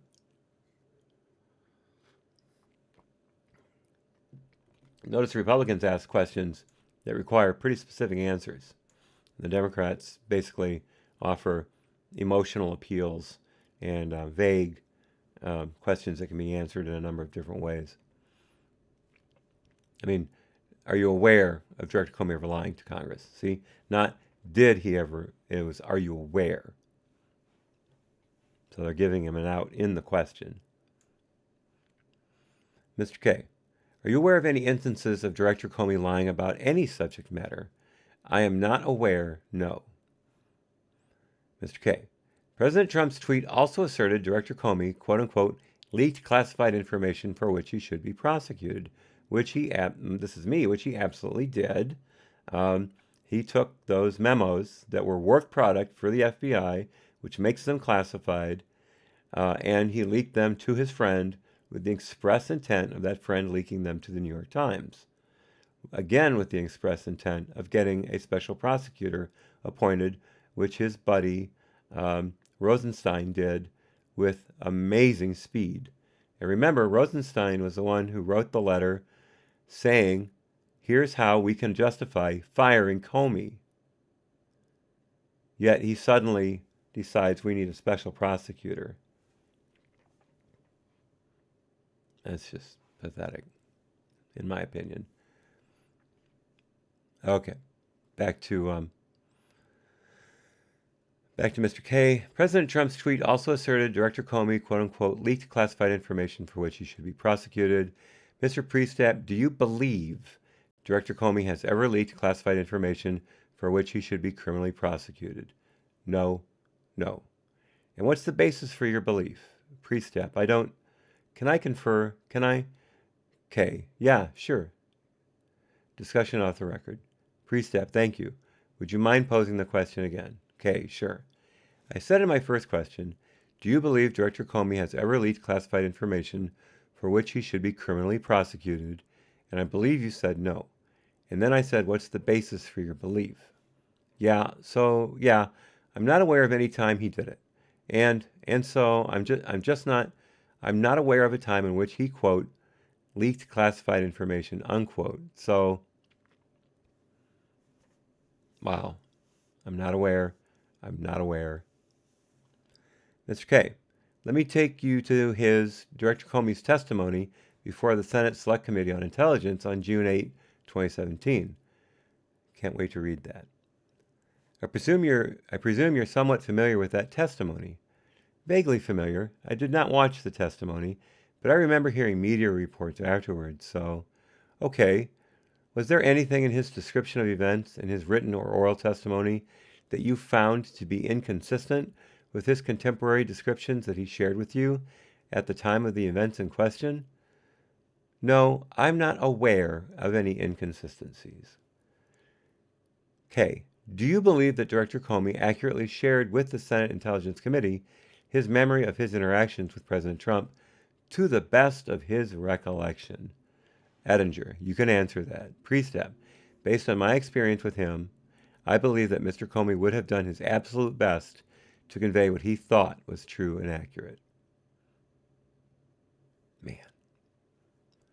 K.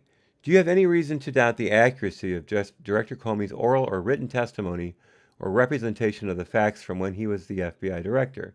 Priestap, I do not. Direct answer. K. Okay, thank you.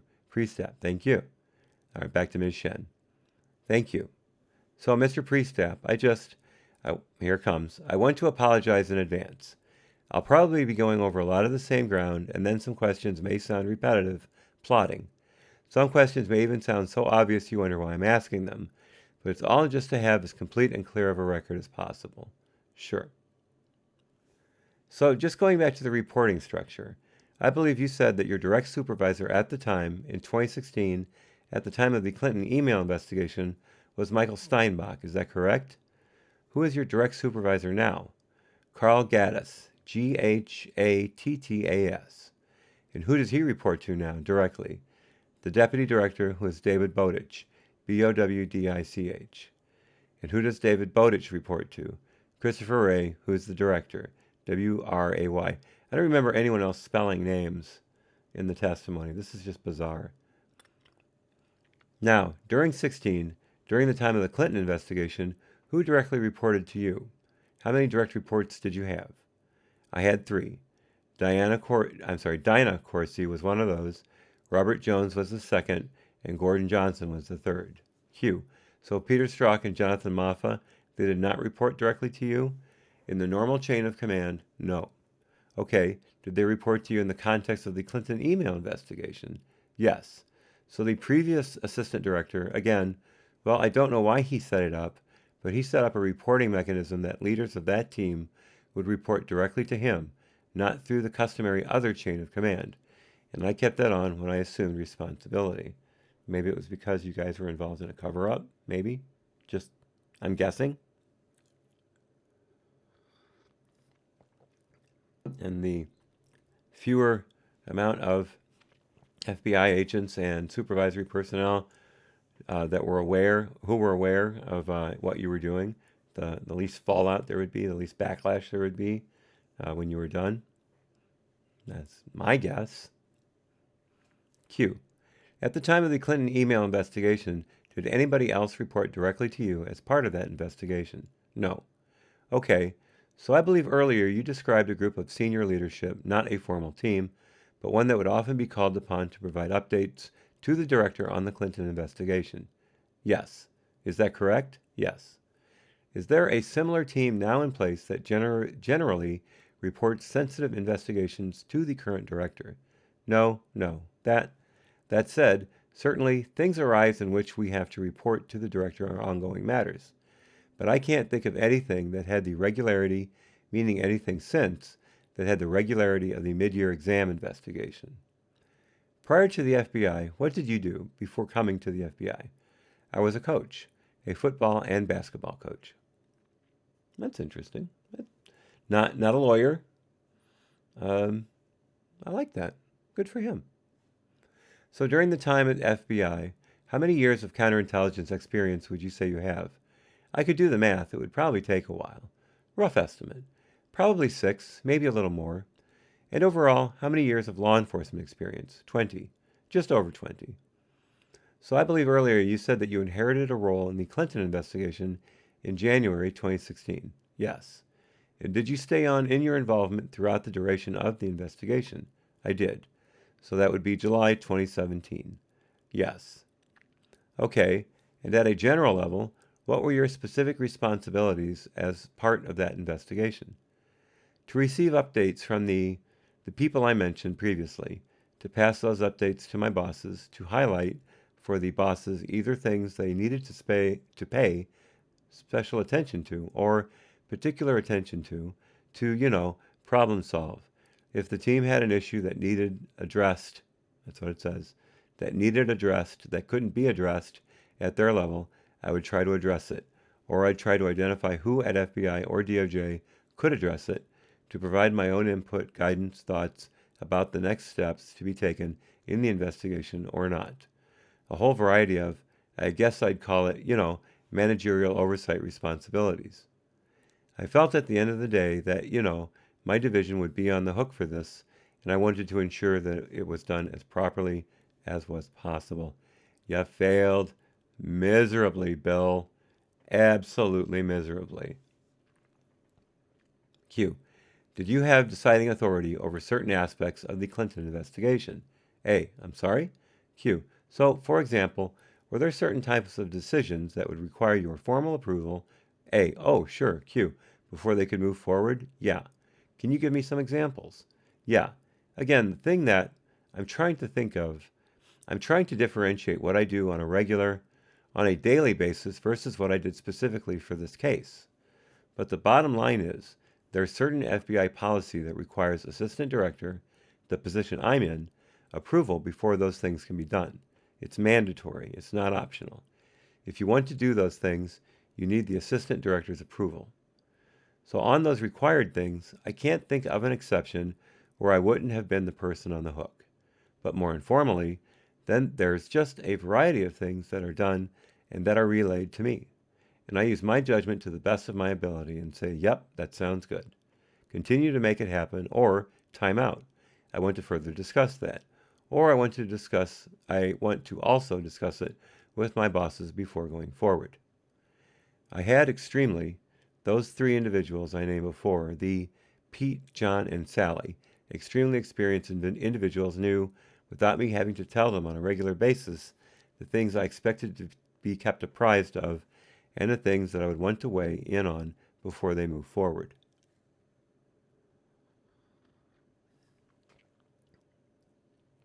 Continuing with Mr. Priestap, I'm sorry, I've not dealt with this, other than some review for today, not dealt with this issue in a long time, and so I'm not thinking of specific examples, but Q. So it doesn't sound like they're necessarily formal categories that you are thinking of so much as general guidance and oversight management. Is that about right? Absolutely. So in your role as part of the Clinton investigation, who at the FBI would you interact with most frequently? Would it be these 3 individuals? Those 3 most frequently, yep. And would Peter Strzok and Jonathan Moffa be considered the leads for the Clinton investigation? Yeah, so they're not, I'll put it this. They were the lead executive management of the FBI's. It's kind of me too. And I'm not trying to shirk responsibility here. I mean, I'm ultimately responsible for the counterintelligence division and all of our cases. But I really respected these 3 individuals' opinions, thoughts, ideas, and so as much as possible, I tried to form a team construct that we could have no-holds-barred conversations, meaning I didn't want them not telling me things because I was the boss. So that, hey, we're the management team in this together. I'm ultimately responsible, though. Q. But if Peter Strzok and Jonathan Moffa felt like they may need your approval, would they bring those issues to your attention? Yeah, absolutely. Who did you generally interact with at the Department of Justice in relation to the Clinton investigation? I would say the person I interacted with most often was George Toscas. And how often would you interact with George Toscas? Not often. I say not often because I'd also interact with George Toscas or other counterintelligence business fairly regularly, but it wasn't like we had standing conversations on this case. So I don't even want to, again, surmise on was it a week or every other, but it wasn't like we were, hey, every Friday at 2 we're going to have a call. It was as needed. But that's absolutely customary as it is for other high priority investigations. I don't have a standing meeting with George, we talk. And he calls me, I call him as needed. And what's George Toscas's role at the Department of Justice? Deputy Assistant Attorney General. For the National Security, for the National Security Division at DOJ.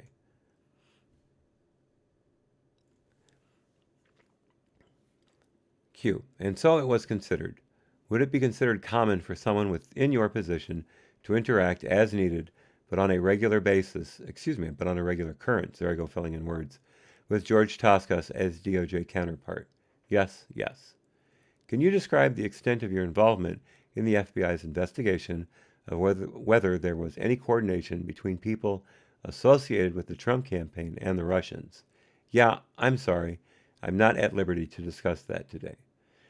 One of the last transcripts that I read, the Democrats were continuously asking questions that were out of bounds. It was, I believe, the Nellie Orr discussion might have been another one, but it was brutal. The counsel for the person in question, again, I think it was Nellie, she absolutely slapped the Democrats into the dirt with her refusals to let Nellie answer the questions they kept asking over and over again. It was a sight to behold. I even upped the drama, upped the voice inflection of that back and forth because it was so incredibly powerful. I couldn't help it. Accuse me of overacting if you like, but I thought it was a performance of an attorney that I had not seen in any of these testimonies up to that point. It was quite amazing. Definitely check it out. Yeah, again, I'm 90% positive it was Nellie. It's near the end. So between people associated with the Trump campaign and the Russians, A, yeah, I'm sorry, I'm not at liberty to discuss that today. Q, are you a part of that investigation? A, sorry, I'm just not. Q, okay. A, at liberty to discuss that. Q, okay. So, Mr. Priestap, I'd like to ask a couple questions that I hope will be pretty simple. So, in your experience, is it important that the Justice Department and FBI maintain independence from political influence? In my opinion, yes. Is political interference in the Department of Justice or FBI investigation ever proper? In my opinion, I can imagine situations where it would be proper. Q. In what situations would you consider it to be proper? A. That the national security interests of the country outweigh the law enforcement prosecutive interest of the FBI and Department of Justice. And would you consider that a political determination? Because to me, it sounds more like it's a policy interpretation balancing national security and law enforcement. But yeah, I guess, and maybe I misunderstood your question, but by political, I could imagine, for example, the National Security Council, who I look at as kind of the head of the national security apparatus for the U.S. government. I could see that their national security considerations, again, could outweigh law enforcement prosecutive considerations. But you may know better than me whether that's then political because it's the National Security Council. Q. Yeah, right. Yeah, right. Let me rephrase. I guess I don't mean interference from officials who are political per se. A. Okay. Q. So what I mean, and I'll rephrase, is interference in a Department of Justice or FBI investigation ever proper when motivated by purely political considerations? Interested to see where she's going with, because this sounds more like a Republican question. I'm sure she'll turn it on its head, but it's interesting.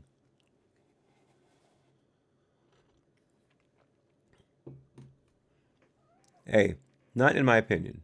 And to clarify my response as well, what I was trying to get at there is that, again, national security considerations could outweigh the law enforcement and prosecution considerations.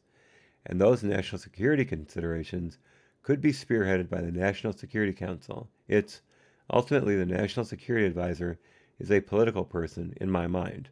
Q, understood, understood. Okay. Shen, okay, I'd like to introduce this as Exhibit 1. That's another thing the Democrats do. They introduce exhibits. When the Republicans would reference certain text or emails or other written communications, um, they would just have the counsel and the person being interviewed, the person testifying, they would have them refer to those documents. They'd say, okay, it's on this page, this paragraph, it starts with. They never introduce anything as evidence, but the Democrats always introduce things as evidence. I don't know if it has to do with there being the minority committee or minority people on that committee or what, but it's happened every time. I haven't looked up why. I don't know how I would look it up, actually. So if any of you know, chat or comments, please, and edify me. I would love to hear it. Q. Okay. So I'd like to introduce this as Exhibit 1. So it is House Resolution 907, which asks for a special second counsel to investigate misconduct at the Department of Justice and the FBI. We haven't gotten that special second counsel yet, but we do have the IG report on that coming out, I believe, in another couple of months, maybe May or June. Or June, I should say. I'll give you a moment to review the document if you like. Okay, so House Resolution 907, introduced on May 22, 2018, has 57 allegations which appear to share a common assumption that the Justice Department and FBI acted in favor of Hillary Clinton and against Donald Trump during the 2016 election. Do you have any reason to believe that there was political bias at the Justice Department or the FBI that somehow influenced the Clinton investigation? No. That's a flat out lie. He knew DOJ was stepping on them, stepping on their neck to keep them from charging Hillary with any crimes. He knew that. Q. Do you have any reason to believe that political bias at the FBI has affected any investigation at the FBI? A. I can't speak for the entire FBI, only the ones, of course, I'm privy to. See, she asks an incredibly vague, overly broad question, and he has to narrow it down. Back to Priestap. And I can say, for the Counterintelligence Division, if I got a whiff of it, it absolutely would not be tolerated, period. So you allow an affair to go on, but political influence, that's where you draw the line. Okay, Q. Now we know. Q. In your career at the FBI, have you ever let your personal political views, whatever they may be, influence in any way your official actions? No. In your career at the FBI, have you ever let your family's political views, whatever they may be, influence in any way your official actions? No. Of course, this is exactly how he's going to answer these questions, and I have no reason to believe that he's lying about his personal views. He may be telling the truth, but again, he had no choice in the mid-year investigation, none whatsoever. Q. In your career at the FBI, have you ever witnessed any investigative personnel letting their personal political views influence in any way their official actions? No.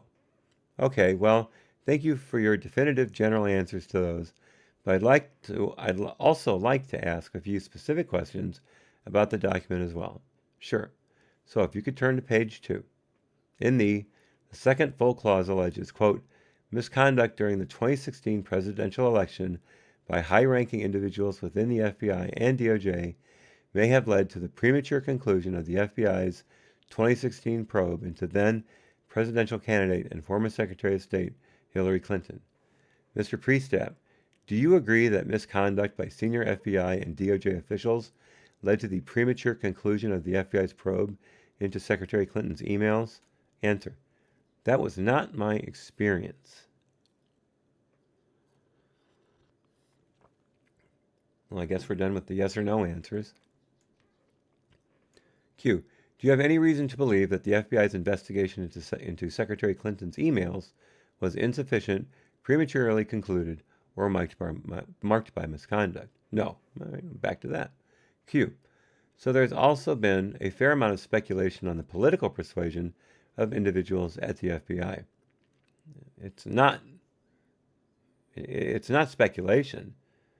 We saw the text. There's no speculation involved here. It's obvious. Continuing with the question, do you have any reason to believe that the vast majority of FBI agents are Democrats or biased in favor of Democrats? I have no reason to believe that, no. And are FBI agents allowed to have personal political affiliations? Absolutely. When the FBI staffs a political sensitive investigation, for example, a public corruption case, does the FBI consider the personal political persuasions of its agents in making those staffing decisions? No, not in any manner. Yeah, but when they find out how virulent they are, you get kicked off the special counsel's team. I think partly for the affair too. But Mueller knew how it would look if he kept Strzok and Page on because of those texts. So they had to go. So it does work in the opposite direction, that's for sure. Priestap answers again, no, not in any manner. Q, so when the FBI puts together a team of investigators, the consideration is never, well, I need a couple of Republicans and a couple of Democrats to balance it out. A, no. Okay, does the FBI ask about the political affiliations of its own agents? No. See, again, this is all rehabilitating the FBI. It's got nothing to do with the actual investigation. Q. In fact, it is explicitly forbidden for the FBI to ask about the political affiliations of its own agents. Is that correct? I believe that's true, yes. How do FBI agents know not to let political bias interfere with their politically related work? At the FBI, it is conveyed, at least to my experience, to new employees from the get-go, not get-go, and it's repeated in a variety of forums as you go through your career, that we are supposed to be objective fact finders. That is one of our primary responsibilities. And mid-year exam and Crossfire Hurricane, you guys blew it completely. Back to Priestap. I'm sure that there is formal, training, you name it, in which this concept comes up. But it's so regular, you don't need formal reminders, at least in my experience. It's what we breathe every day. We are supposed to bring our as objectively as humanly possible, approaches to our responsibilities. Q. Would it be fair to say that it's embedded in the FBI's culture? A. No question. Q. Not to let A. Absolutely. Q. Their political affiliations interfere with their work. A. Absolutely. Q. When you have a team of agents and prosecutors, is there ever a single individual who could use his or her political bias to push the investigation in one direction or another? Oh, sure, they could try. And if it happened, they wouldn't last long. So, you mean like Strzok and Page didn't last long with the special counsel? Actually, I have to take that back. Page wasn't fired from the special counsel. Strzok was. Page quit at the end of her term because she said she'd come on for a short term. I believe it was about 3 to 6 months. And then her term finished and she left. So it was only Strzok that was bounced after those texts were found. So now I have to ask, why did Mueller keep Page? Interesting.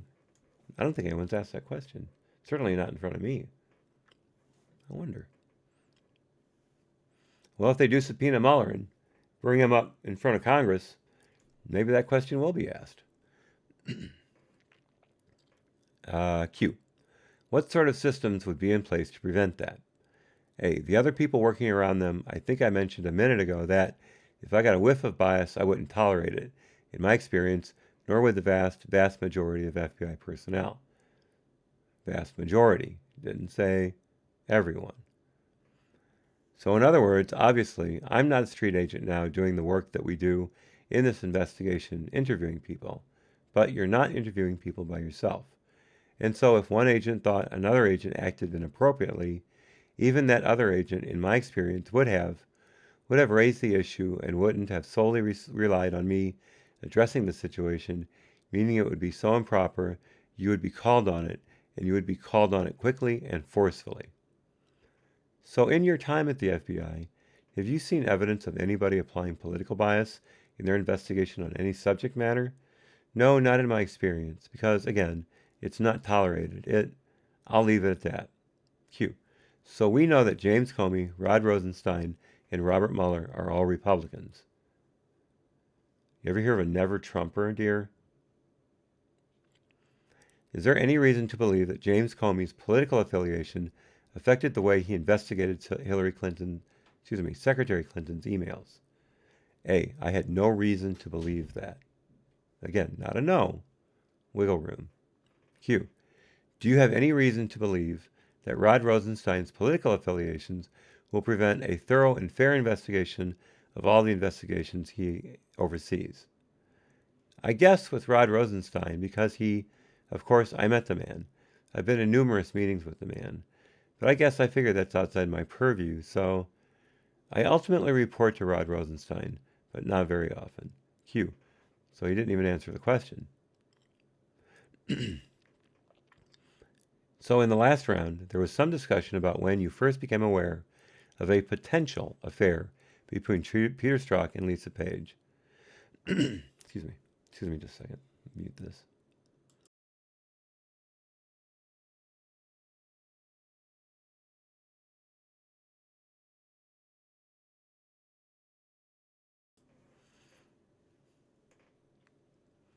Aware of a potential affair between Peter Strzok and Lisa Page. Yes. And the actions you took afterwards.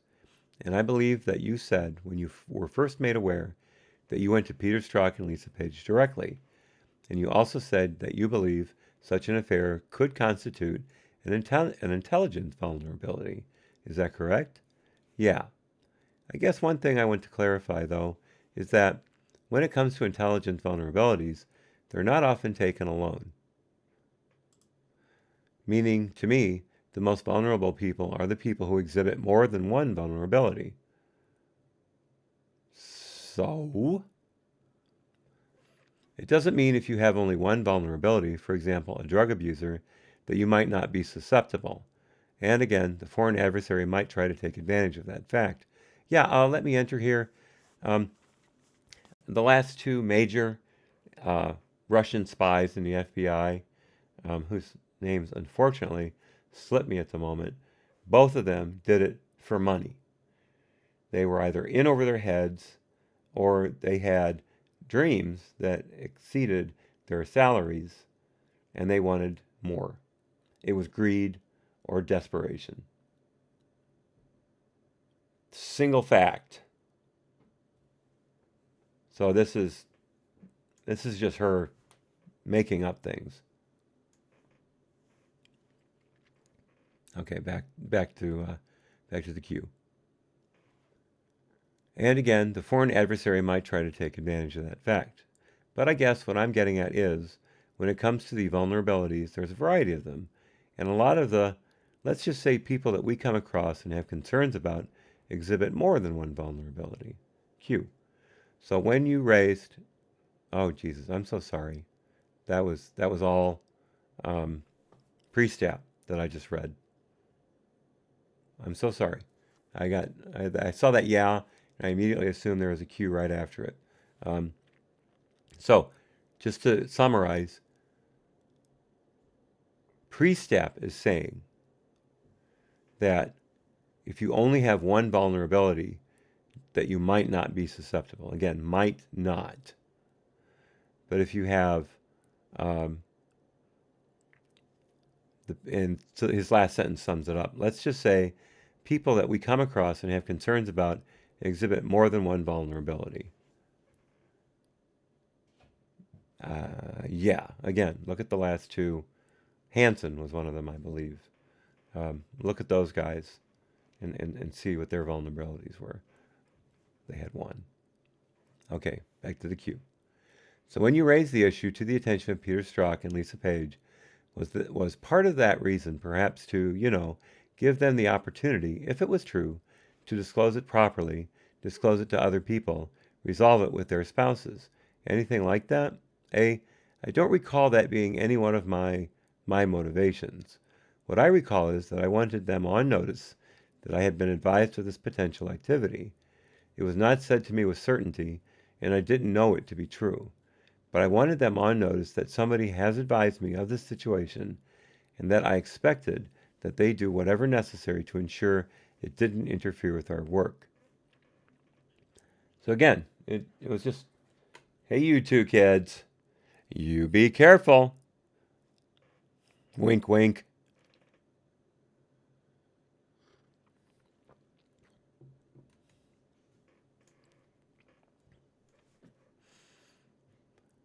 Back to Priestap. It was not said to me with certainty, and I didn't know it to be true. But I wanted them on notice that somebody had advised me of a situation, and that I expected that they do whatever necessary to ensure it didn't interfere with our work. I also, just as a human being, because I want the best for them, but I didn't give them any guidance on what they should do, whether that was talking to spouse or whatever. But again, it was a way to say, please don't let, if it is, in fact, true, please don't let that interfere in any way with your responsibilities.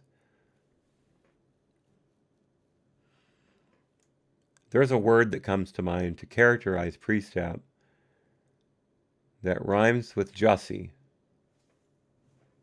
at least partially, about his ability to take charge of a potentially explosive situation. I just won't say it out loud. Back to Priestap. And I had to walk a very, very fine line with Lisa because Lisa did not report to me. But I had had a lot of interaction with her on this matter, and I'm a big believer in when employees are going to be given bad news, they ought to be given it by the boss, in effect. So you weren't her boss. McCabe was her boss, but you did it anyway. It just doesn't fit. Back to Priestap. So what I didn't want them is to hear it from others, and that, I didn't tell them about it all, and I didn't seek to address it.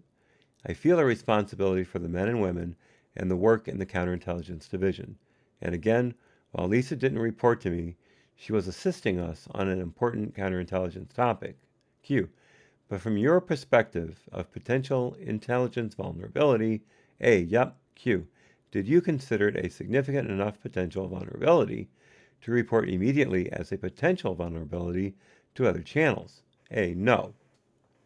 I had no information that indicated that there was anything when it came to FBI responsibilities improper. And so nobody told me that, hey, they were seen talking to a, foreign intelligence officer. One of them was, or hey, they're suspected of, some financial things. Okay, Peter Strzok was the top counterintelligence guy in the FBI. Do you think he would allow himself to be seen talking to a foreign intelligence officer? Do you think he wouldn't know how to relay information back and forth surreptitiously, seriously? Are you that blind, Priestap? Give me a break. Back to Priestap. In other words, there was no, as far as I understand, an affair is not a violation of FBI policy.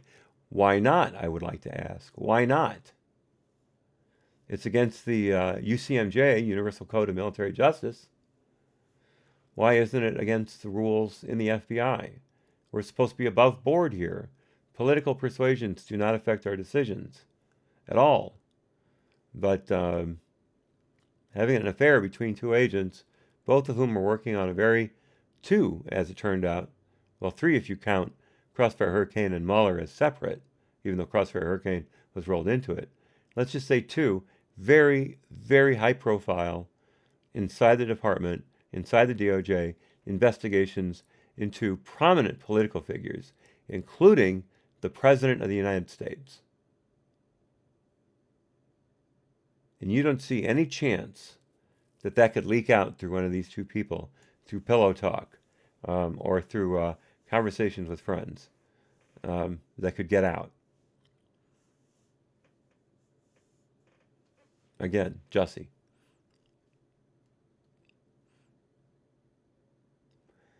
To finish, Priestap, there's no FBI policy that says you can't have an affair, and if you do, you're you're going to be punished. Oh, I see what he's saying is you're not going to be punished if you have an affair because there's no policy. I got it.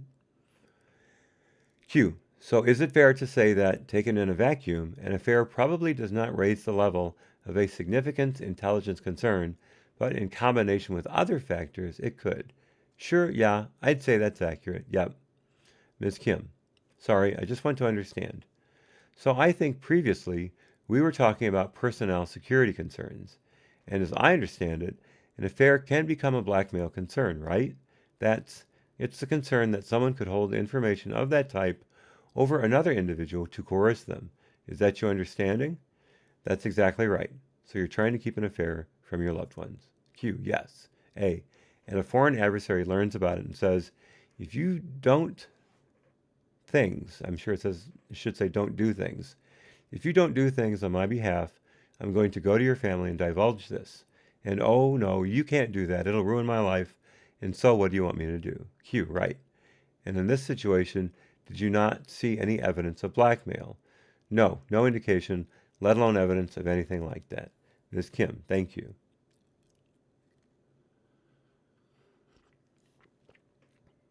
Back to Ms. Shen.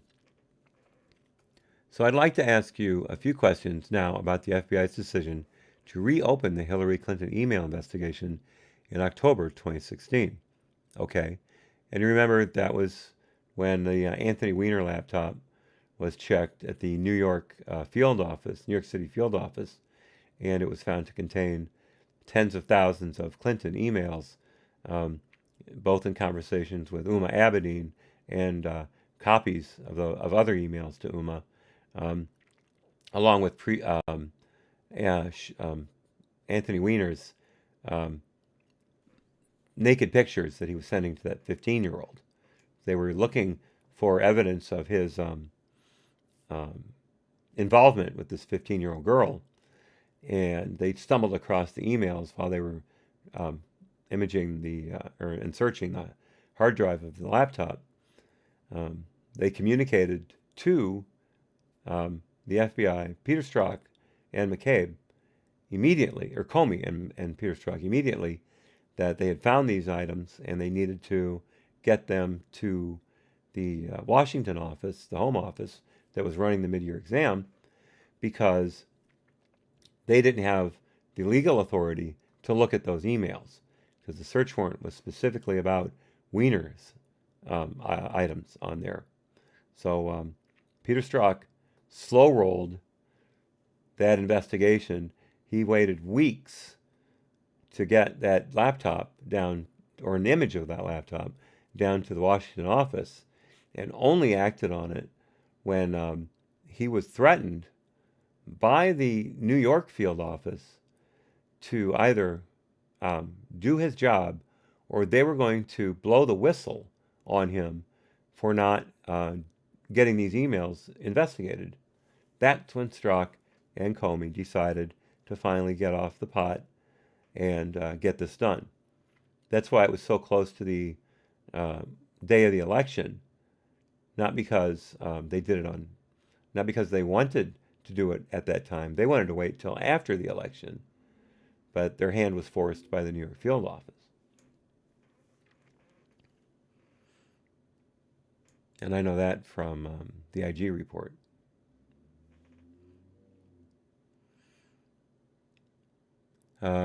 Reopen the Hillary Clinton email investigation in October 2016. A, okay. Q, when did you first become aware of the evidence on the laptop from the Anthony Weiner investigation of the FBI? A, I'm not certain, but I want to say it was end of September of 2016. And the dates sticking out of my mind are the 28th or 29th, but the end of September. Q, can you walk us through the FBI's activities between the end of September, when you first became aware of the laptop, and October 28, 2016, the date that Director Comey sent his letter to Congress to notify of the reopening of the investigation? Sure. So let me begin with when we first got wind, we, FBI headquarters, my division, first got wind that there may be emails pertaining to Secretary Clinton that were on Mr. Weiner's laptop. Quickly, by quote-unquote quickly, within a matter of a day or days, became apparent that two things stick in my mind. That we lacked the requisite legal authority to review Mrs. Clinton's emails on the laptop, and that, too, even if we had the requisite legal authority, the data processing necessary for us to do the technical review we had to do wasn't finished. You could have gotten an image of that, and a warrant would have been issued quite quickly. So I think you're hiding behind some very nebulous technicalities there, Mr. Priestap. Q. I'm sorry, you said the data processing. Is that what? A. Yes. Continuing. And so a situation like that, if you think of it as, this is Mr. Weiner's laptop, what the mid-year exam investigative team would be interested in, of course, is emails. Mrs. Clinton's emails and the overall laptop, though Mr. Weiner would have all kinds of stuff on it. When it comes to the legal authority, you know, we'd be only interested in a particular piece. In a technical sense, the FBI has a way to carve out that piece so that we're only seeing the things that we're allow to look at as opposed to all the other things, so they separate that. But that data processing is often complex. It often takes a while. Not always. And the number of problems are often encountered with it depending on the type of laptop, how old, how much data is on it. It's not always a straightforward process. But later on in October, the FBI did, in fact, process the data on that email, Q. But later on in October, the FBI did, in fact, process the data on that email, yes, Q. Related to Hillary Clinton? Yeah, Q. So can you explain for me, because you say, you know, at this point in time, the data processing capability did not exist. That's not what he said. So why did it not exist then, but did exist about a month later? So sometime between when we first learned about it and when we obtained the search warrant, the data processing was finished. I don't remember the exact date of that. Of course you don't. It ruins your narrative. So they worked on the data, the carving out of that information between the date we learned and the date we obtained the search warrant. Yeah, and what was that date? It's now 12:20, and we're right on schedule here. Okay, returning by Ms. Shin. Okay, so on the date that you learned of the potential existence of deleted emails, there was a process that began to go through the data. Is that right? Yeah. I don't know exactly when that process began because the FBI also had interest in a different set of information on the laptop pertaining to Mr. Weiner's behavior in a completely unrelated manner. So they were also trying to separate and review for that as well. But again, with our authority, even for Mr. Weiner's other activity, it doesn't give you the authority to look at everything.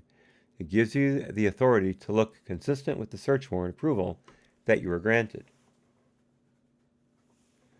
So the FBI, for two very different reasons, was interested in two very different sets of information on that laptop.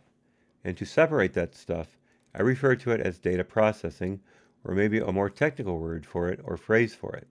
But that had to occur, as did the legal authority for us to review have to occur. Ask him when they filed for the search warrant. She's not going to, because again, that would ruin the narrative. But I would love to see that question. Maybe the Republicans will bring it up. I'm not sure. They're usually pretty sharp about this. Q. And again, this is the Democrats just rehabilitating the FBI, giving them the opportunity to make themselves look good again after they've been savaged, rightfully so.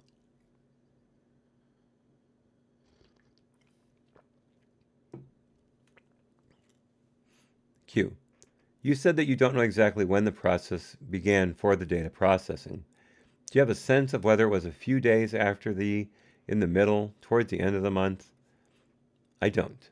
I would have thought it began in or around the date we learned about it, but I can't say for certain. That's because it's not true.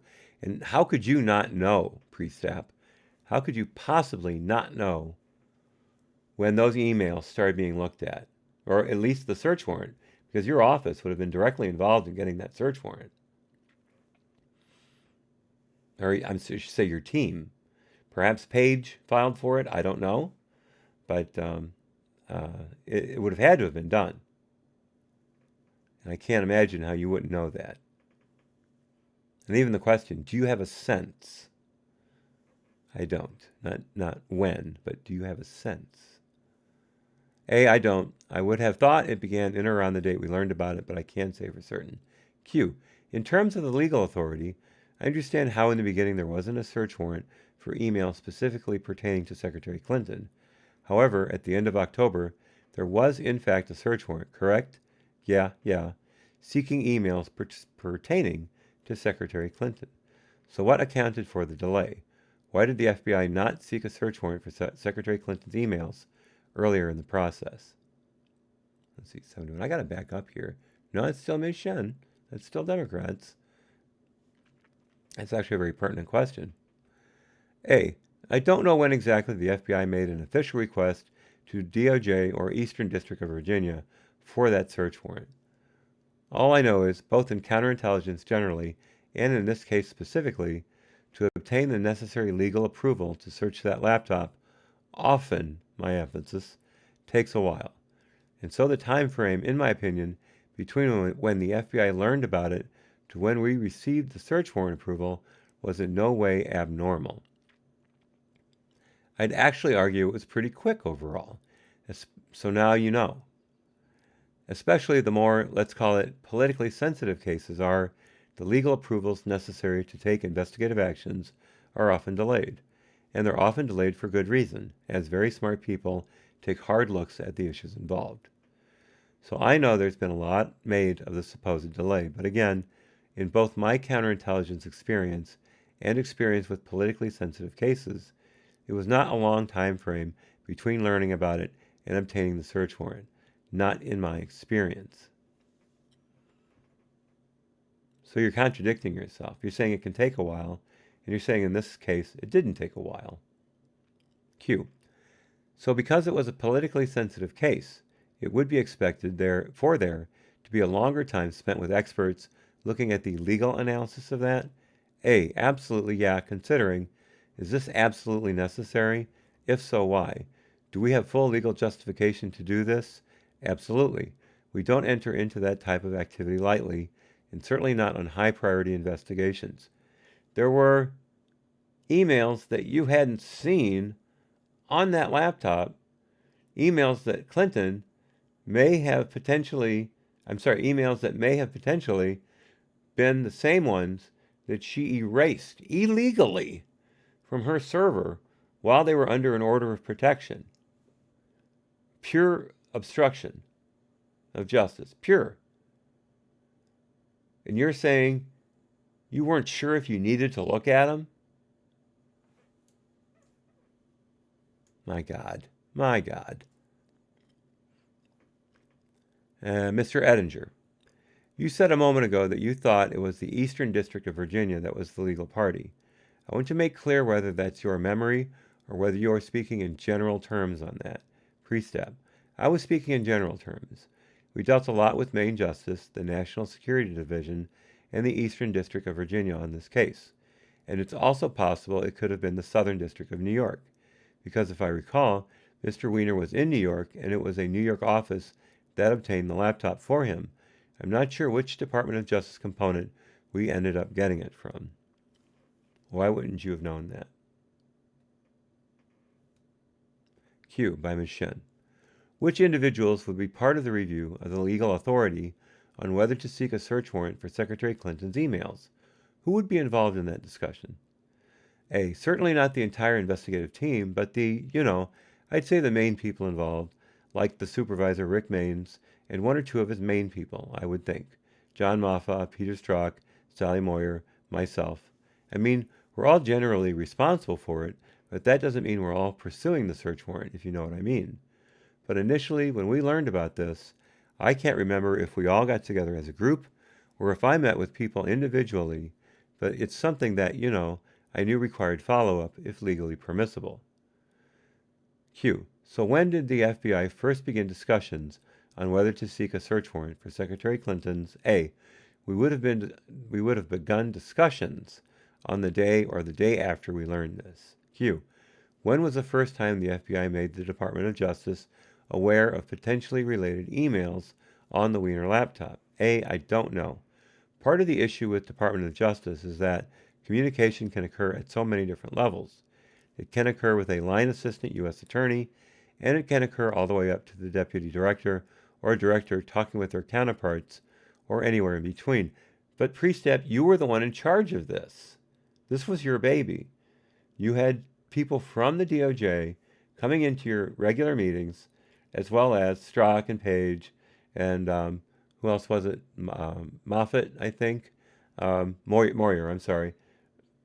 Wouldn't you have been the one to tell them? Wouldn't it have come up to you and then you relate it in your regular meeting?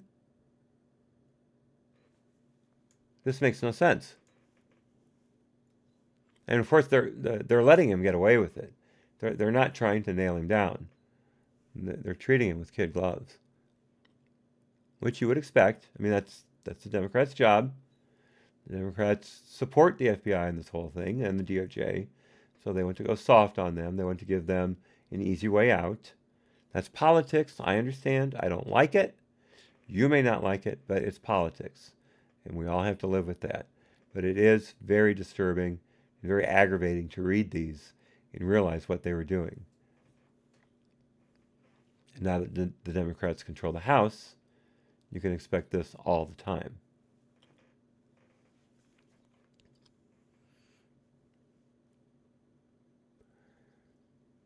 Finishing up with Priestap, talking about the communications. Let's see, deputy director or director talking with their counterparts or anywhere in between. Q. So just to go back up again at the beginning of the timeline, sure. So when you first learned of the existence of potentially related emails on the Wiener laptop, A. Yes. Q. What did you do immediately? What did you do then? Well, I don't remember everything I did, but what I would have done is talk to Pete, Sally, or John, or combinations thereof, and said, hey, let's have somebody call New York and let's see what the heck they've got. In other words, this requires follow-up, so let's see what they have. Q. So you would have requested someone on the team to reach out to the New York field office. A. No. I would have requested someone on the team have somebody reach out. So I wouldn't have expected they made the call. I would expect that the call be made at a lower level. Why? Unless you didn't see this as important at all. Would you have done that, Priestap? Why? Q. Okay, and then what would happen? Ms. Saxman-Groom steps in. Had they not reached out before you were informed? What exactly were you informed in that initial meeting? I don't remember precisely how I was informed. I can't recall whether I learned about it in a meeting or whether I learned about it from the head of the New York office. I do remember the head of the New York office talking to me about this topic, at or around that time, but I can't say for certain that's the first time I learned of this issue.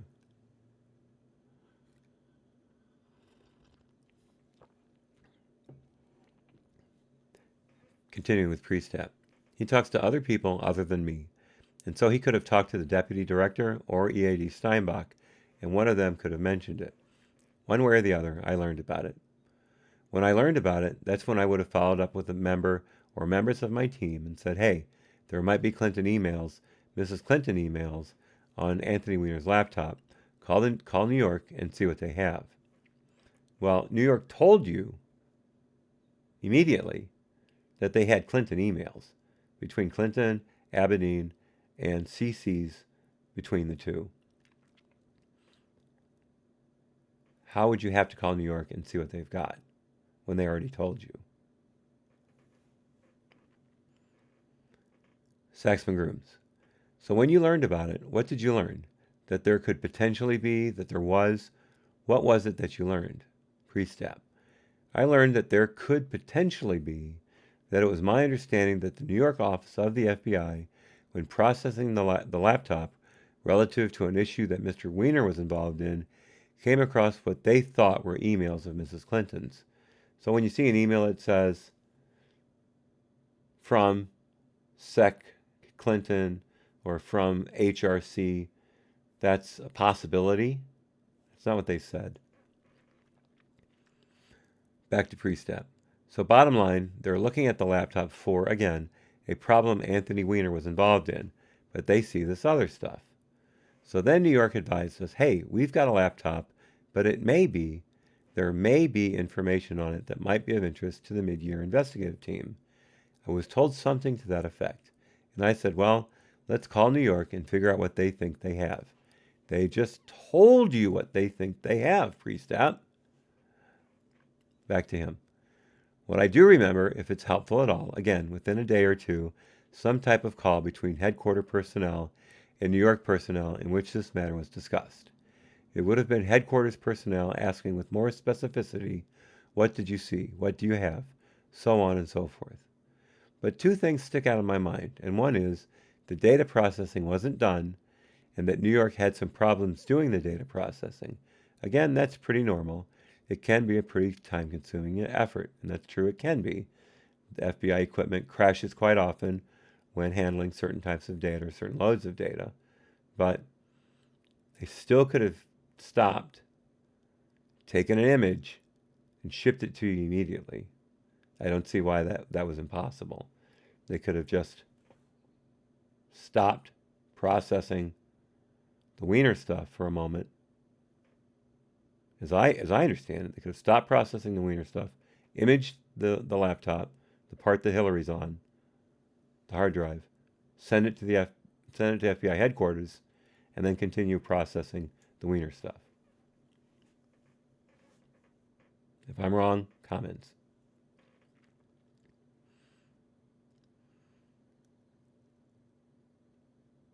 Some type of call in which this matter was discussed. It would have been headquarters personnel asking more specifically, what did you see, what do you have, so on and so forth. I'm sorry, let me skip ahead. I read that already. Problems doing data processing, again, that's pretty normal. It can be a pretty time-consuming effort. And two, the mid-year investigative team doesn't have the necessary legal authority that even if the data processing was complete, you couldn't look at it anyway. That's why you needed to file for a search warrant immediately after you found out what New York had.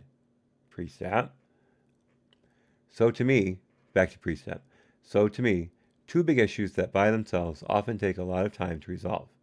So I had no expectation whatsoever at that time that if they had stuff pertaining to the mid-year exam, meaning Mrs. Clinton's emails, that review could be conducted, let alone all the necessary approvals given prior to the election. Shen, okay, I think we're at the end of our hour, so we'll take a short break. Priestap, thank you. There's a recess. Okay, now we're back to the Republican side. Parmenter, okay, let's go back on the record. And I believe Mr. Jordan wanted to start off the questioning. Jordan, thank you. Mr. Priestap, I want to go back to this travel issue again. Parmenter, oh, and sir, let me interrupt you for just a second. The time is 21:41. All right, we're back ahead of the game. You and I here. Mr. Jordan, so earlier you said, in the first hour you said you approved travel for FBI agents.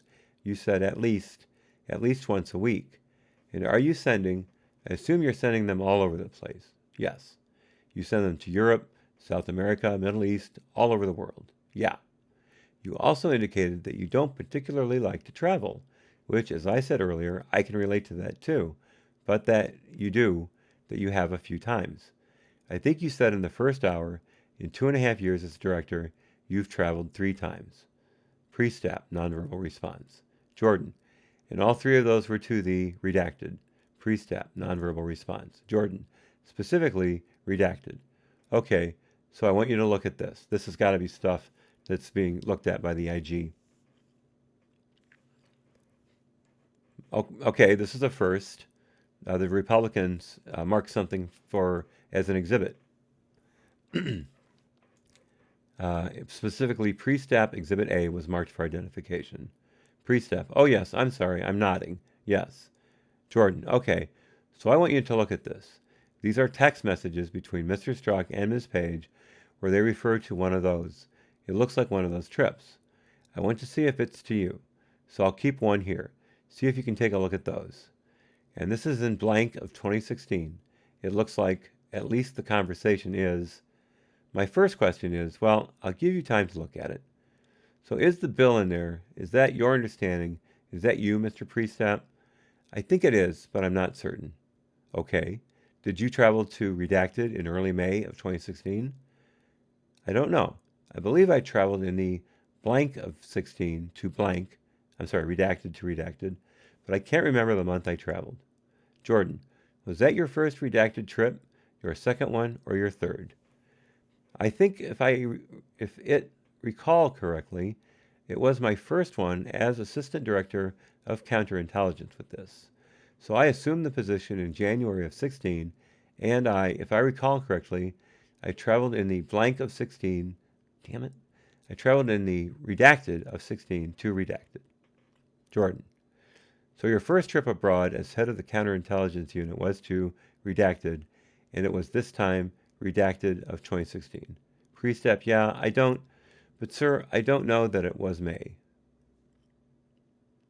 Oh my God. Wow. Oh my God. It was just redacted, and now he says he doesn't know that it was May. So it couldn't have been May in that last redaction, and at this time it was redaction of 2016, because if it was May, they would have redacted it again. So maybe it was April? Precept, yeah, but sir, I don't know that it was May. Jordan, can you get us well, this would be May because it says next week. Precept, no, absolutely. I don't know for sure, certain that that's when I went. Okay, but it seems like they know. It certainly does by this email. Yeah, and that you were gone at the time, and that you were coming back sometime in the following week. Precept, I read it the same as you. I just can't say for certain that's when I went.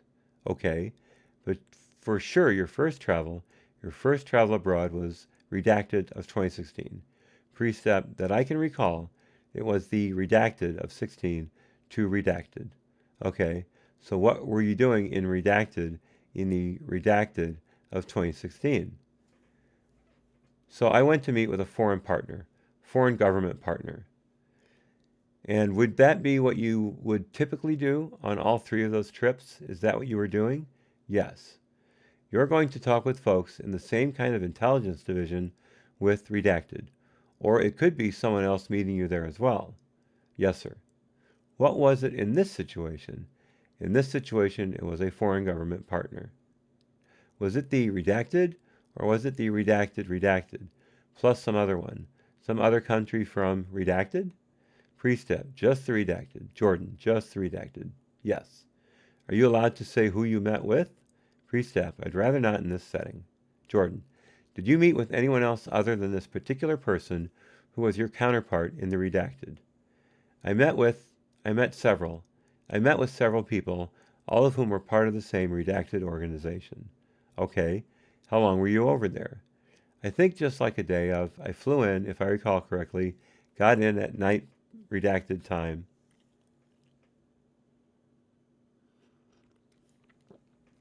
So that would be the local time, the Redacted.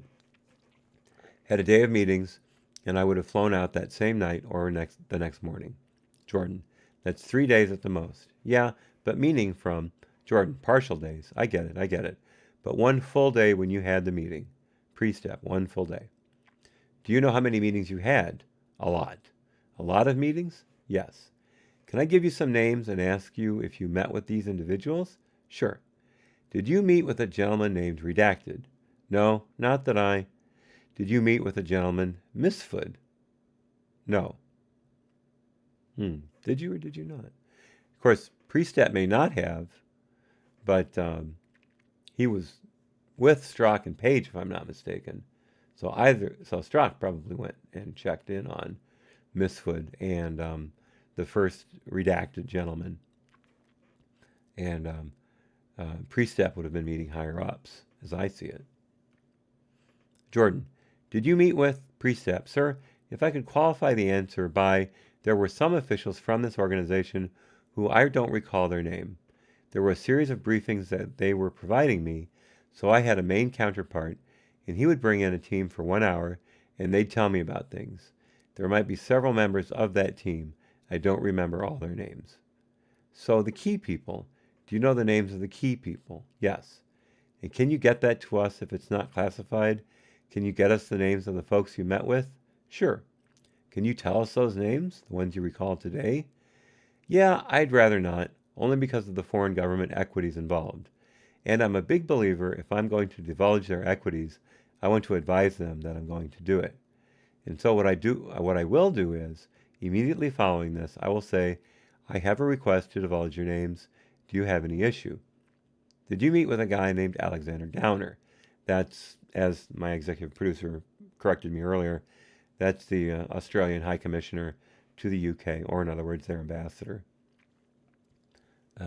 Priestap, no, Jordan, redacted. Priestap, doesn't ring any bells, no. Okay, how about Christopher Steele? No. Have you ever spoke with, speaking of names, have you ever spoke or met with, well, let me ask you this. These names I've just mentioned, redacted, Mifsud, Steele, Downer, redacted. Have you met with them any other times, any of your other trips? No, no. Have you ever spoke or met with Glenn Simpson? No. Bruce Orr. Ever met with Bruce Orr? No. I think I've seen Bruce Orr, but I don't think I've ever been in a meeting with Bruce Orr. When you went to this trip, was it primarily, were you on the receiving end of information, or were you also conveying? No, I was on the receiving end. So when I assumed the assistant director position in January, a month or two later, a redacted contingent came to the United States because of my changeover and, let's just say, welcomed me, and we talked about a variety of issues. When they left, they asked if I would please visit their country and service because they would like to tell me some more about some of their efforts. And I said, as soon as my schedule allows, I will do that. And when my schedule allowed, I went, and they were telling me things. All right, tell me about well, let's go back to this text message for a second. Third-party review is mentioned in the last sentence. What does that refer to? I don't know. I see the reference you're alluding to. I don't know. Do you know who the Jones is in the first sentence? I believe he means Robert Jones. Robert or Bob Jones was a deputy assistant director in counterintelligence, and he was Pete's boss, if I recall correctly, at the time. Okay. So the memo that it talked about, what did the initials redacted stand for? Redacted. It's redacted. What would be a redacted? I don't know. This is Meadows now. Meadows asked the first question about the memo. I don't know. Meadows again. Obviously, it was important because the FBI redacted it. So why would they redact it if they didn't know what it was? Priestap. Sir, we use, as you know, a variety of code names. And, yeah, but why would? But the FBI has been doing redactions. It's redacted. So obviously they thought that it was either sensitive or important. What would redacted stand for? So you're saying in your position, you'd have no knowledge of what redacted, an abbreviation, would stand for on a redacted. Priestap, I am saying that. I don't know, sir. In your subsequent trips to redacted, were they trips of the same kind, same nature? In other words, were you getting briefed from redacted counterparts, or was it different mission and objective on those trips? Different missions and objectives on Jordan. When was the second one? The redacted of 2016? It was determined that that was the first one. When was the second one? I don't recall. In 2016? Likely, yeah. What was the second trip? Later in 2016, you go to your second trip. What is that? I'm not at liberty to talk about that one. It had nothing to do, that trip, with the mid-year exam investigation. Actually, the first one didn't either, but the second one had nothing to do with, what did it have to do with? I'm not at liberty to discuss that today. In other words, it was Crossfire Hurricane. Jordan. And then the third trip? Meadows. Excuse me. Not at liberty to discuss it for what reason? Priestap. It was my understanding that, at least the documents I got, in which they scoped the purpose of this interplay, whatever we refer to this today, that wasn't the matter I went over, for was not in the scope of what I prepared. Jordan. Was your second trip then concerning the Trump-Russia investigation, a second counterintelligence investigation launched by the FBI? Sir, again, I'm just not at liberty to go into the purpose of my second trip. So that's a yes. Jordan. Back to Mr. Meadows' question. Not at liberty to go into it for what reason? Priestap. Because I did not come prepared to talk about the purpose of my second trip. So I didn't prepare. I didn't. So this is interesting. Priestap's hiding behind, I wasn't, I didn't do the reading, is what you would tell your teacher after they nailed you for not being able to answer certain questions. But you're allowed to use your memory to answer questions in these hearings. You don't have to have specific data at hand. And if your memory's fuzzy, you could just say, I don't remember, or I'm not clear on that, but I think. You can use conjecture, and you can use information that was provided to you by another source, aside from any documents that you would have had at your disposal. I mean, maybe Priestap's just being honest about it, saying, I can't answer these questions because I didn't read up on it. But maybe he specifically didn't read up on it, so he wouldn't have to answer any questions. He thought he had a way of getting around that, and he's trying to the best of his ability. So I didn't prepare. I didn't. Jordan. Part of us being able to understand how the FBI handled the mid-year exam is to be able to compare it to what the Crossfire Hurricane, or whatever you call it, Trump Russia. Hey, Jason. Jason chats, memory? What memory? I don't think I ever had a memory. Memory? What a funny word. Well done, sir. Well done. Welcome to the chat. You haven't missed a great deal, right? They've been laying the foundation for things. The Republicans did a bit, and then the Democrats basically tried to rehabilitate Priestap and his team and the FBI. So we're now just starting to get into the nitty-gritty of it. So good timing.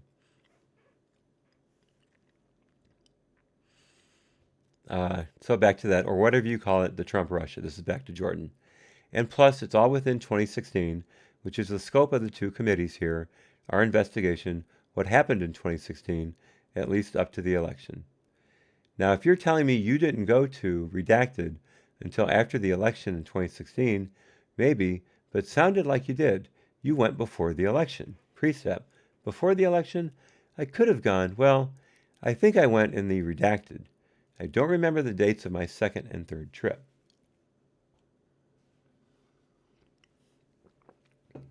I do believe I had another trip before the end of the calendar year. 16, a trip to redacted, but again, it was on a different topic that I'm not at liberty to talk about today. Does that have to do with the documents you didn't read? I think so. Jordan, was your third trip to redacted also related to, like your second trip, related to the Trump-Russia investigation? Priestap, so, Edinger, he can't answer the question. You're presuming something that he's told you. Don't answer the question, because you're presuming something in the question that's not part of his answer. Jordan, I think he was. I thought he did answer about the second trip, that it was a subject he couldn't talk about because of the scope. Edinger, that's correct. Jordan, okay. Edinger, you're asking for the same subject matter, but don't presume what the subject matter because he told you. Jordan, well, let's go back to the second visit then. Is the second visit what is about the Trump-Russia investigation, the one in 2016? Now this is Jordan through and through. Remember I talked about how the Democrats kept asking the same question over and over again, just trying to slightly change the questioning and doing a horrible job of it.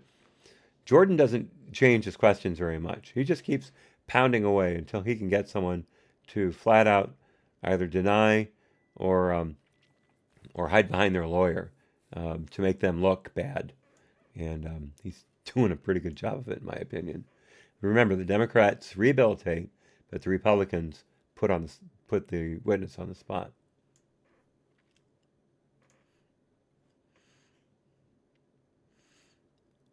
Jordan, well, let's go back to the second visit then. Was it about the Trump-Russia investigation, the one in 2016? Edinger, you can answer. Priestap, I'm not at liberty to talk about the topic of the second visit.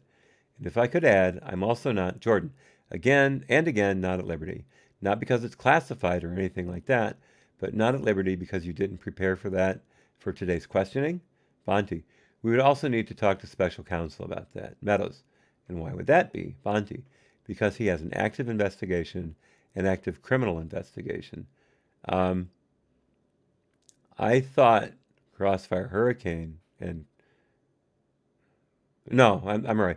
Crossfire Hurricane was counterintelligence. Mueller was counterintelligence and criminal. My mistake. Meadows. So by your suggesting that he needs to talk to counsel, we're assuming that the matter that he met in redacted is the very fact that is under special counsel's review? Bonte, you can make your assumptions, but we can't go into those things without talking to special counsel. I'm just trying to be helpful, sir. And you guys are doing a hell of a job, too, I must admit. You're doing a very good job protecting your client. Meadows. So let me get back to this. Bonte, Congressman, I'm sorry. We will make the dates of AD Priestap's travel available to you, travel records. That is not a problem. Meadows, sure. So when you went in redacted, did you discuss cases at that particular point? Priestap, the foreign partner discussed some of their efforts. Did you discuss any cases you were investigating at that particular point? Not that I recall, because again, the purpose of that meeting was for me to be briefed by them. And so all the briefings that you had were all by government officials? Yes, yes. So when you talk about organization, you're talking about that in a holistic point of view, but they're all government. There are no non-government assets. The way it was represented to me is that they brought in a variety of employees throughout the day who briefed on different efforts the organization, was involved in, their organization. We would like the dates of the third trip as well. Sure. I assume that is this is Jordan asking about the dates. Priestap, sure. Jordan, I assume that is 2017. It would have been the tail end of 16 or 17. Jordan, all 3 trips you made in 16? Could have been, yes. But all 3 trips, to the best of my recollection, were for 3 different purposes. Completely different purposes. Okay. Mr. Parmenter. Thank you, sir. Parmenter. In the previous hour, sir, you told our colleagues that you didn't know that it was true whether Mr. Strzok and Ms. Page were having an affair, but they ultimately were, correct? Yes. I actually never asked them, and they have never told me, but of course, based on everything I've read, seen, I'm assuming they did. Have you read the text messages between them that have been produced? No. Way to keep up with your team. I've seen certain excerpts in the media. I've not gone through there, so some are unavoidable. But no, I've not read their text messages. It's not like I have a stack and I've read all their text messages. Q. When did you learn that it was a fact that they had been carrying this on? I don't know. Probably through media reports. I mean, I don't remember I don't remember anybody saying that they were, in fact, having an affair. Even though you didn't know whether it was true or not at the time, it was credible enough, isn't it fair to say, that you brought it up with both of them? Yes, including Ms. Page, who you said you weren't even the supervisor of. Point I made earlier. Thank you. A, yes, or yeah, although when I did bring it up with both of them, but I went to hesitate a bit on the, quote, credible enough, unquote. What was credible enough is that it was being told to me that this was happening and that other people believed it. So whether in fact it was happening or not, my attitude was, this cannot be a distraction to work going on, whether it's true or not. And so I felt it was an issue that needed to be addressed in that context, not in the context of, hey, this is definitely true or definitely not. I didn't know if it was true or not. I just don't want any distractions. Q, right. So that word, distractions. I guess you know, from what we've been discussing and what we discussed during the first hour right at the end, and what you've discussed a little bit with our colleagues in the previous hour, Q, in the counterintelligence world. I believe you had said earlier that something like an affair is more than a distraction, it's a potential vulnerability. Yes. To compromise, right? So I guess I'm wondering, having learned that, or even just learned that, there was talk about that going on, did you feel compelled to take any further action? Not just say, quote, don't let this be a distraction, unquote, but to make sure it wouldn't cause a problem. That is to say, did you feel compelled to report it to OPR or anything like that? And that's the Office of Personal Responsibility, I believe, which was the one that rang up McCabe and brought it to the IG's attention. A, no. I felt compelled to report it to Lisa Page or the person she was reporting to, which was Deputy Director McCabe. I thought, if I know that, and I'm the, meaning in my position, and the Deputy Director doesn't know that, he needs to be aware that there's talk that this might be going on. I felt I owed it to him, he's a superior, to advise him, and I wanted his take on what, if anything, otherwise to do. I don't remember our specific conversation, but I would have relayed to him that I had no other information that indicated that they were a security or intelligence risk. Q. You had said also about how much you respected Mr. Strzok and that he was one of the, I believe, and this is not a quote, a paraphrase at most, one of the foremost counterintelligence experts at the FBI. Sure, yep. Did that affect any sort of decision you made about whether or not to make a report to OPR at all? The fact that, A, no.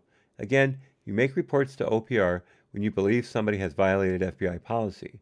There is no FBI policy that prohibits someone from having an affair. And again, I will ask, as myself, why the hell not? If that is a possible vulnerability to being leveraged by a foreign operative, by foreign intelligence, why in the world would you not make that against policy? I mean that makes no sense whatsoever. If you're supposed to put your political views in a box when you come to work and not look at them and just do your job, how can it be that you're allowed the distraction of an affair to go on?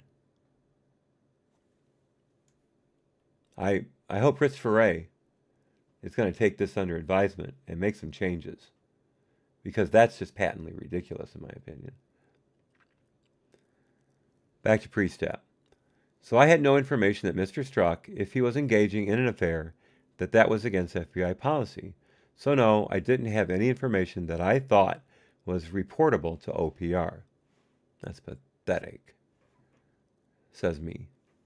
Q. Okay, so let's talk a little bit about Mr. Strzok.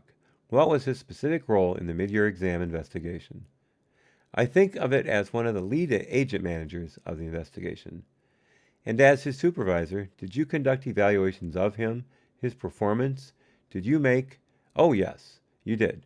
Did you make recommendations for his career advancement or anything like that? Sure, yeah, all of those things. So who are we talking about again? Oh, Strzok still. Okay. Sorry, I lost track. Okay. The FBI has what are called annual climate surveys. Yes. Is that correct? Yes.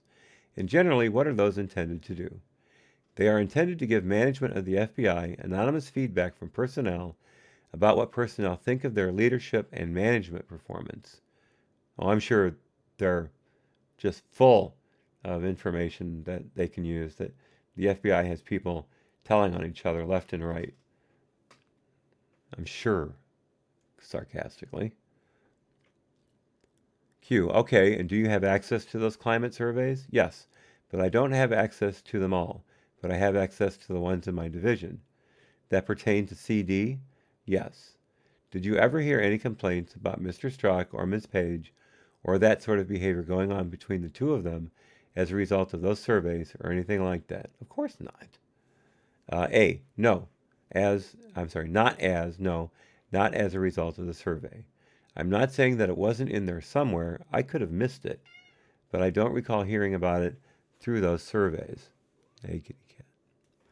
And again, I can't remember for certain who told me about the potential affair, but I think it was John Moffat or Sally when I first heard about it. Mr. Jordan asked you a little bit about your travel. Yes. For official business. Yes. Did Mr. Strzok and Ms. Page, or at least Mr. Strzok, travel on official business? I was waiting for this question. A. Yes. Yep. Q. And how often did he travel? Not a ton. but I'd say probably like a few times a year. Do you recall them ever traveling together on official business? Yes. I don't know when, but it's my understanding they went with a few others on a trip to redacted. I don't, I'm sorry, I just don't. Was that the only time you recall them going? That's the only time I recall. As Mr. Strzok's supervisor, were you involved in approving his travel? Yes. Did you approve that particular trip? A. If I was in the office when the request came in, I would have approved it. I can't say for certain. I don't remember the paperwork. But if it wasn't me, it would have been somebody acting in my capacity, meaning Assistant Director of Counterintelligence or whomever was filling in for me if I was gone, who would approve that. It requires that level of approval. Did Mr. Strzok require you to approve his work on the mid-year exam investigation? Require? Yeah. I mean, in a general sense, yes. It didn't require that I approve everything he does. In other words, all FBI employees are given latitude once they know what's expected from them to carry out their responsibilities. So it's not like Pete couldn't independently make decisions without my approval. Some decisions required my approval, but not all. Okay, and this is going to sound like an overbroad question, but I'm happy to sort of drill down on it. How is it that, obviously, there's been a lot reported in the news, not just about the investigation, the mid-year exam investigation, but, many other sensitive counterintelligence investigations that seem to have Mr. Strzok as a central player. Remember, this hearing came after the IG report on mid-year exam came out, so they know a lot about a lot. Now, there were redactions in the IG report, of course. If you want to hear it, I can't say I did the best job reading it, but I did read it in full on my old news channel, Hat's Guerrilla News. I'll try to remember to put a link in the description when I'm done, so you can go listen to it if you so desire. It was one of the first transcripts I ever read, or I should say texts I ever read, and so I'm sure I made a few mistakes, more than I'm making now. And as I always say, I hope they're not too distracting. But if you want to hear the whole IG report, that's the place to go. And again, I'll try very hard to remember the link in the description. Cute. Going along with that. Obviously, there's been a lot reported in the news, not just about the investigation, the mid-year exam investigation, but, many other sensitive counterintelligence investigations that seem to have Mr. Strzok as a central player. Yeah. How is it that he's involved in so many sensitive investigations? A. Let's start with the mid-year exam one, which, again, I inherited. Pete had already been selected.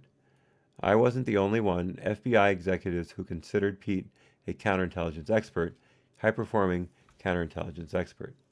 So it's my understanding that he's been given a variety of challenging priority counterintelligence work throughout his career. Because he's performed well in the assignments given. But I can't speak to why he was selected for mid-year, but I didn't kick him off mid-year. He had a wonderful reputation and was known as a true expert, so I didn't have any reason to question the judgment of the people who came before me. Q. But as to subsequent investigations, you would be involved in improving his work on whatever came before. A. Yes. Q. His division. A. Yeah, for the most part. Mr. Baker steps in. Is it based on his reputation, Mr. Strzok's reputation? Yep. And his, it sounds like, widely accepted expertise in the subject matter? I know you've indicated you didn't read all the texts, but what you're aware in the texts, what's been reported in the texts, does that surprise you that there seems to be this other side of Mr. Strzok that comes through in the texts? I mean, it doesn't sound like that's the outward persona. You indicated last hour that it was your view that there was no political bias that through the investigation, but now through was THROUGH, not THREW. Just make that distinction.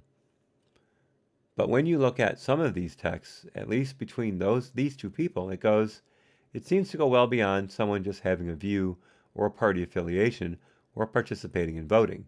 It really seems like these two actors are very much extreme in some of their views. Does that surprise you? I was surprised by the text. It wasn't the Pete Strzok that I know. Q. The media. Anybody that looked at some of the texts, because they're texts, there's a lot of information that is not there that leaves the reader to fill in the blanks. I would just be curious from your view, from your position as the assistant director, one of the texts that sort of became famous was a reference to a secret society. I'm very embarrassed that the Republicans jumped on that as hard as they did, because I feel it was pretty obvious, a sly bit of sarcasm, and it obviously went nowhere when they were questioning it. I think that was a little, it wasn't laid down as a red herring. It wasn't meant to be a diversion, but they certainly took it as one. And well, they can't all be gems, can they? Back to the queue. Is there a secret society at the FBI? What do you now believe, in hindsight, the secret society that they refer to actually be? A. If there is a secret society at the FBI, I'm not aware of it, and I'm not a part of it. I've never even heard anybody use that term prior to the media reporting on it, and so I was confounded by what was supposedly meant. But I was not a part of it, nor have I ever heard of there being such a thing. Q. There is a reference. Again, these are the texts that have sort of become famous or widely reported. There is a reference to an insurance policy. That's where you guys need to go, according, as I think. That's where you guys really need to hammer. And the innuendo was that there was something held in abeyance should Mr. Trump actually win the election. Do you have any thought or any idea what the insurance policy was? I do not. No, I know the text. I mean, I saw in the media the text that you're referring to, but I'm at a loss for what they were referring to.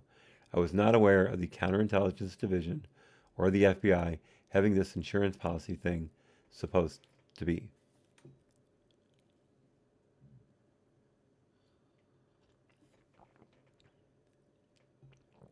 Were you aware of a case? Again, this is adding a lot of conjecture to it. Were you aware of a case that counterintelligence was waiting to possibly open, that Director Comey would not open, but when Mr. McCabe became the acting director, there was a thought that maybe now that the forum had changed, this case could be presented to the acting director and it would be open. There is a reference in the emails to that. We need to run this by Andy now that's acting. Does that mean anything? State that one. I think I'm jumbling. Q. It sounds like from some of the texts that there is a case or a matter, Q, that was being held from presented to Director Comey, but once Mr. McCabe became the acting director, there was a thought that maybe this could be presented now. We need to run this by Andy or present this to Andy, something along that line. Saxman Grooms. This is the first interruption by the Democrats into the Republicans.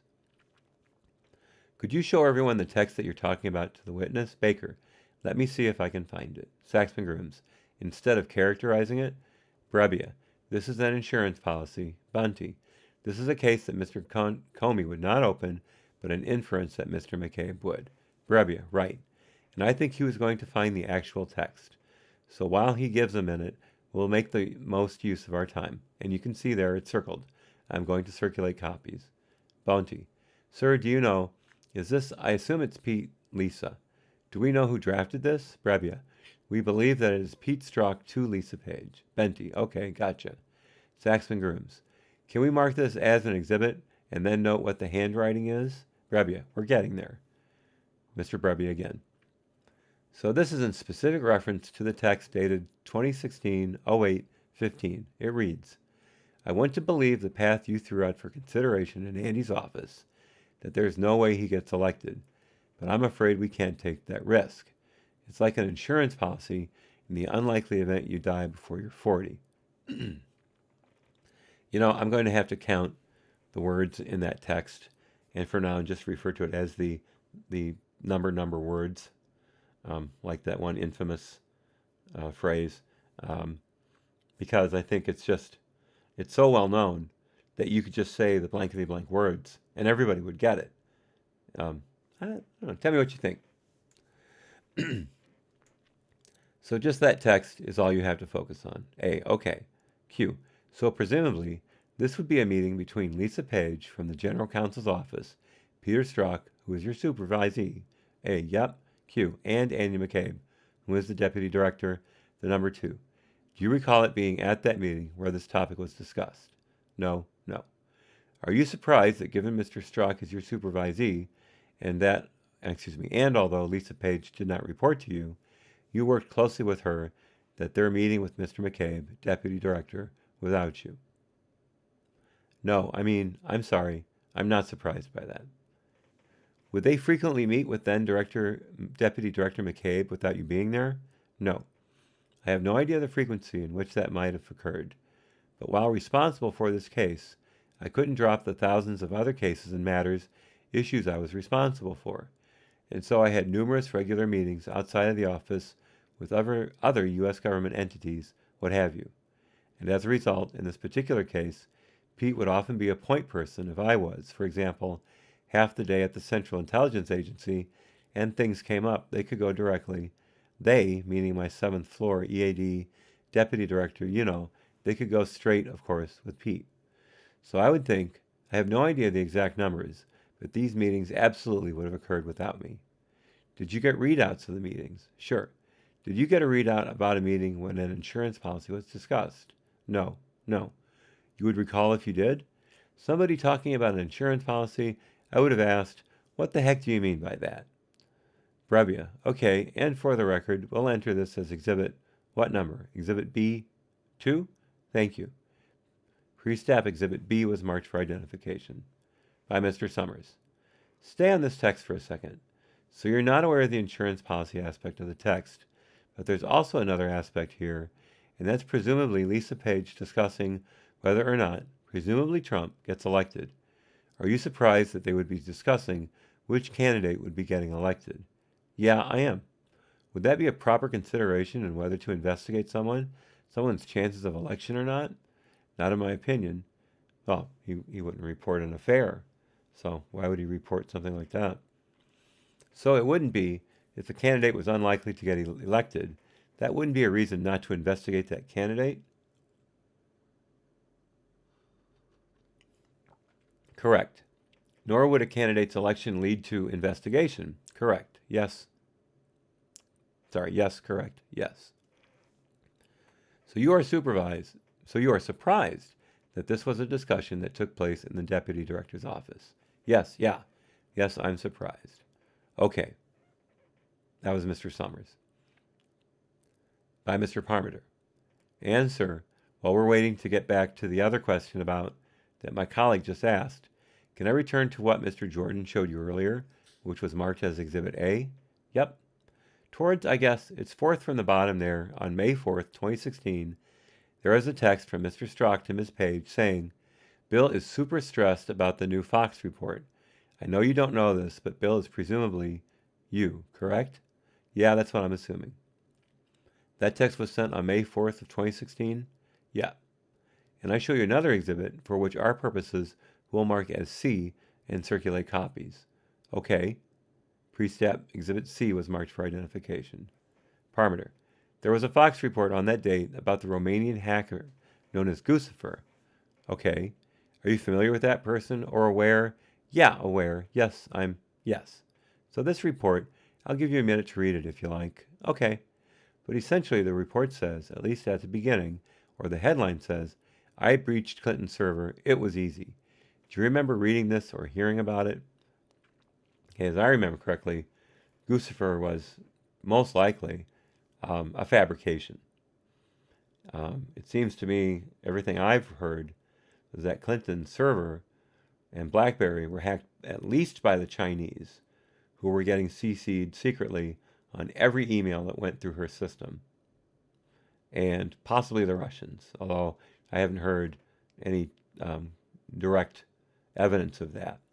Because remember, the FBI was only given, was actually never given any. They don't know what they got from the Clinton or from the DNC server. They only got mainly a report from CrowdStrike saying that they had been hacked, when in fact, in that case, with the DNC and Podesta emails, they seem to be most likely stolen from the actual server or the physical network that it was located on, not from an outside source. I mean, the data rates show the metadata show that they could not have been transmitted over any kind of a wireless system or a remote system through a server. It had to have been through direct contact with the network. Look up VIPS, V period, I period, S period, um, DNC hack, or something like that, using DNC and hack with VIPS. Along those lines, definitely VIPS, and you'll get pretty much a full report. There's another report out there by another gentleman whose name I can never remember. But I believe H.A. Goodman brings him up fairly often. So you may be able to pick it up from one of his videos. All right, so I'm sorry, that was a very long aside. End of the question. I breached Clinton's server. It was easy. Do you remember reading this or hearing about it? I remember hearing about this issue. I don't remember that it was from Fox News or that I had read the specific reporting. But do you recall being super stressed about it? I was super stressed about many things during this time frame, and so I do not remember being super stressed about this issue, but let's just say I've had a lot of stress while involved in these. Q. This is presumably something that would cause a great deal of angst if it happened during an active investigation. Yeah, it's just, with all due respect, there were so many things that caused angst throughout this that I don't individually remember what I was more stressed out on one than others. Okay, Mr. Priestap, do you want me to go back to that? Meadows. Yeah, can I follow up on that? Because obviously at that particular time, that's early May. If we look at the time frame, we're looking, actually there were Peter Strzok text messages back and forth in that early May time frame.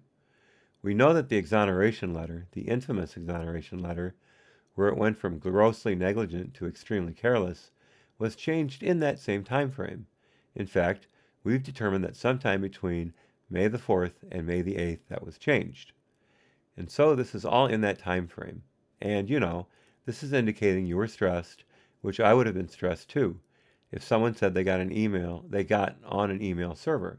And so what you're saying is that you don't recall necessarily this being a heightened moment for you. Sir, I don't. Meadows still. Okay, let's go back to the Romanian hacker. Yep. Is it your testimony here today is that you do not believe that they actually penetrated the server? Priestap, that a foreign entity penetrated the server. Mrs. Clinton's server? Priestap, Mrs. Clinton's email server. I don't believe the FBI found any evidence that a foreign adversary had penetrated Mrs. Clinton's server. Well, they did a shit job then, didn't they, Priestap? Sorry, pardon my language. Meadows, were you given any suggestion that might have happened by government intel officials? Suggestion? Let me be a little more specific. Do you know who Redacted is? No, I do not. You don't know who Redacted is? I do not. And so you're not aware of any conversations that Redacted, who would have been involved with the intelligence community IG, had with anybody, either yourself or Mr. Strzok. Sir, I don't know who Redacted is, so no, that's correct. Okay. Did you get any information from the intelligence community IG that would suggest that the metadata was not consistent on the Hillary Clinton email server? I don't recall. You would recall if you had gotten that. Yeah, I don't recall that I ever had a conversation with anybody in the ICIG's office. Did Mr. Strzok? I don't know, but again, at least 6 months of the investigation, at least, were conducted before I even became a part of it. Meadows, yeah, but we're talking about you being stressed out about a foreign entity actually going in and having access to a Hillary Clinton server, which would be a big deal. Would you not agree? Oh, yeah. Regardless of whether I was more stressed, this would have been a big deal. I don't mean to say that it wasn't. I just don't remember being more stressed about this than I was about lots of things at that time. All right. So is this new information to you today to suggest that the metadata showed anomalies on Hillary Clinton's server? Is that new to you? Is this the first time you're hearing that today? Sir, the conversations I had with my team, who really helped oversee, manage, what have you. It sounds like Peter Strzok was kind of driving the train here. Would you agree with that?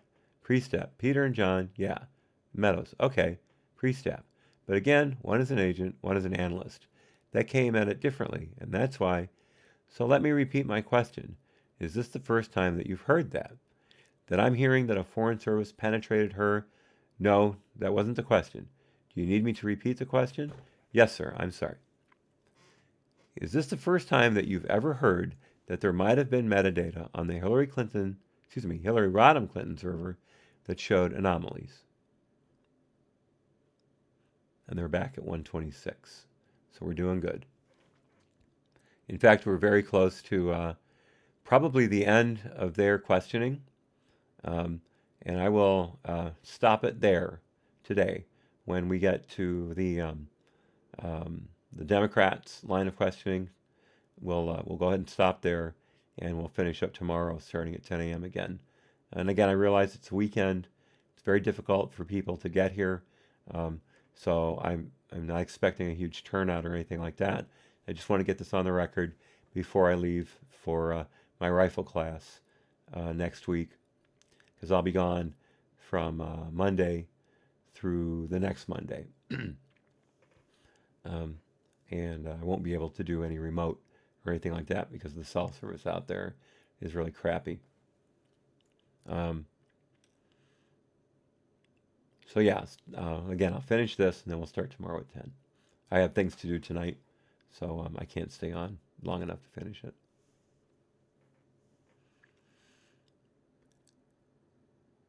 Priestap.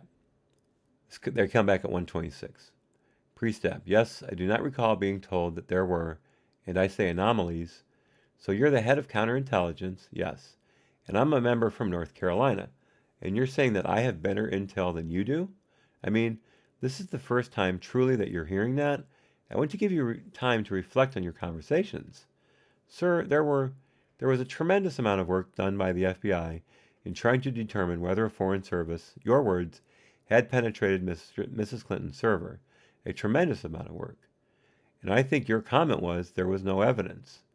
I'm not aware of any evidence that demonstrated that. I'm also not aware of any evidence that my team or anybody reporting to me on this had advised me that there were anomalies that couldn't be accounted for. I don't recall that. Well then, sir, if I may say myself here, your team did a really, really lousy job. If they didn't catch that anomaly when they were investigating the server, after it had been wiped clean of 33,000 emails, of course, if they didn't catch any anomalies and then present that to you, that's either a huge breakdown in investigative work and or a huge breakdown in communications with the head of the investigation, the person running it. I find that to be ultimately pathetic.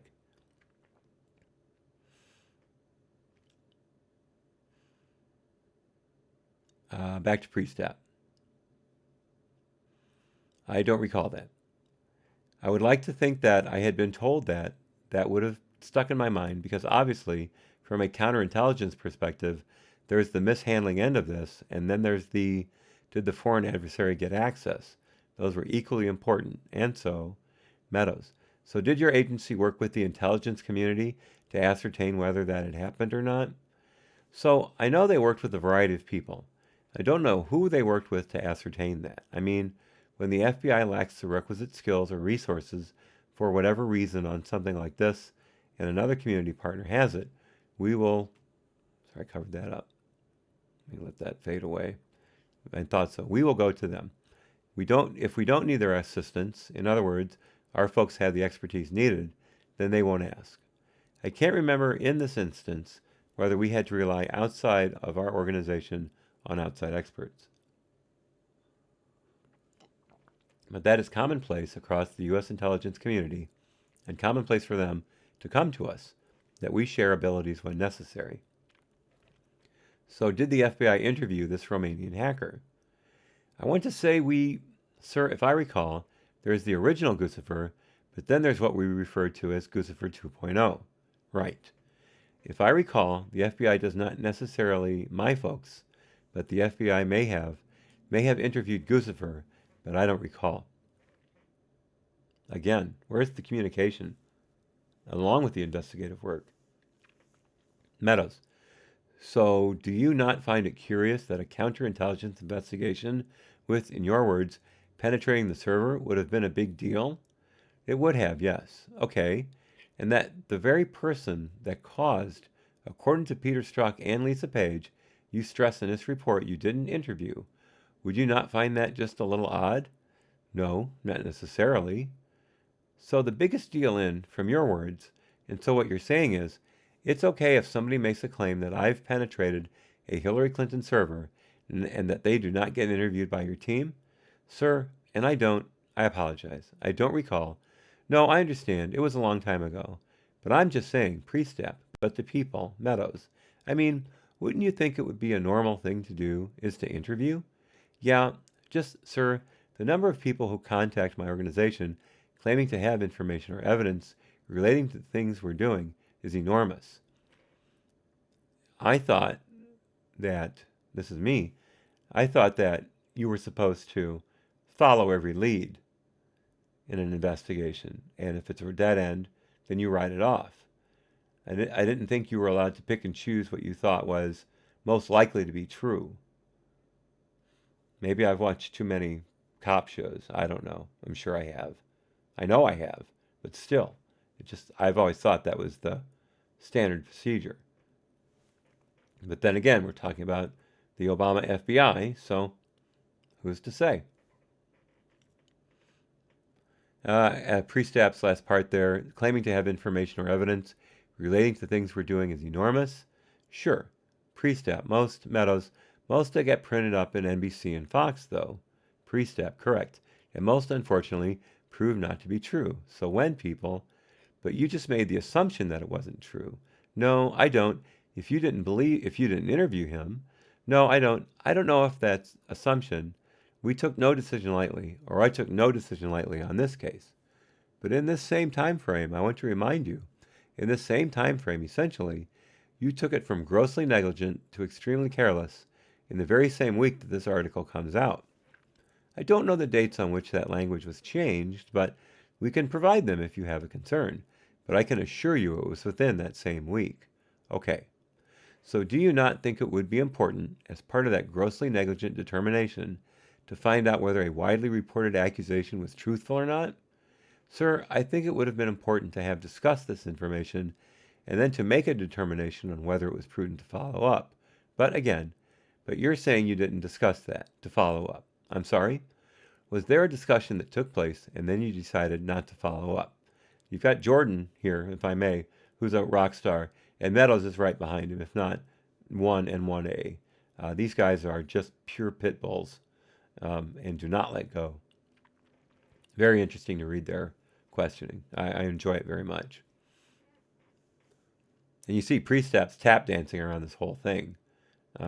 He's just not saying, as Jason put out there, memory, what memory? I don't think I've ever had a memory.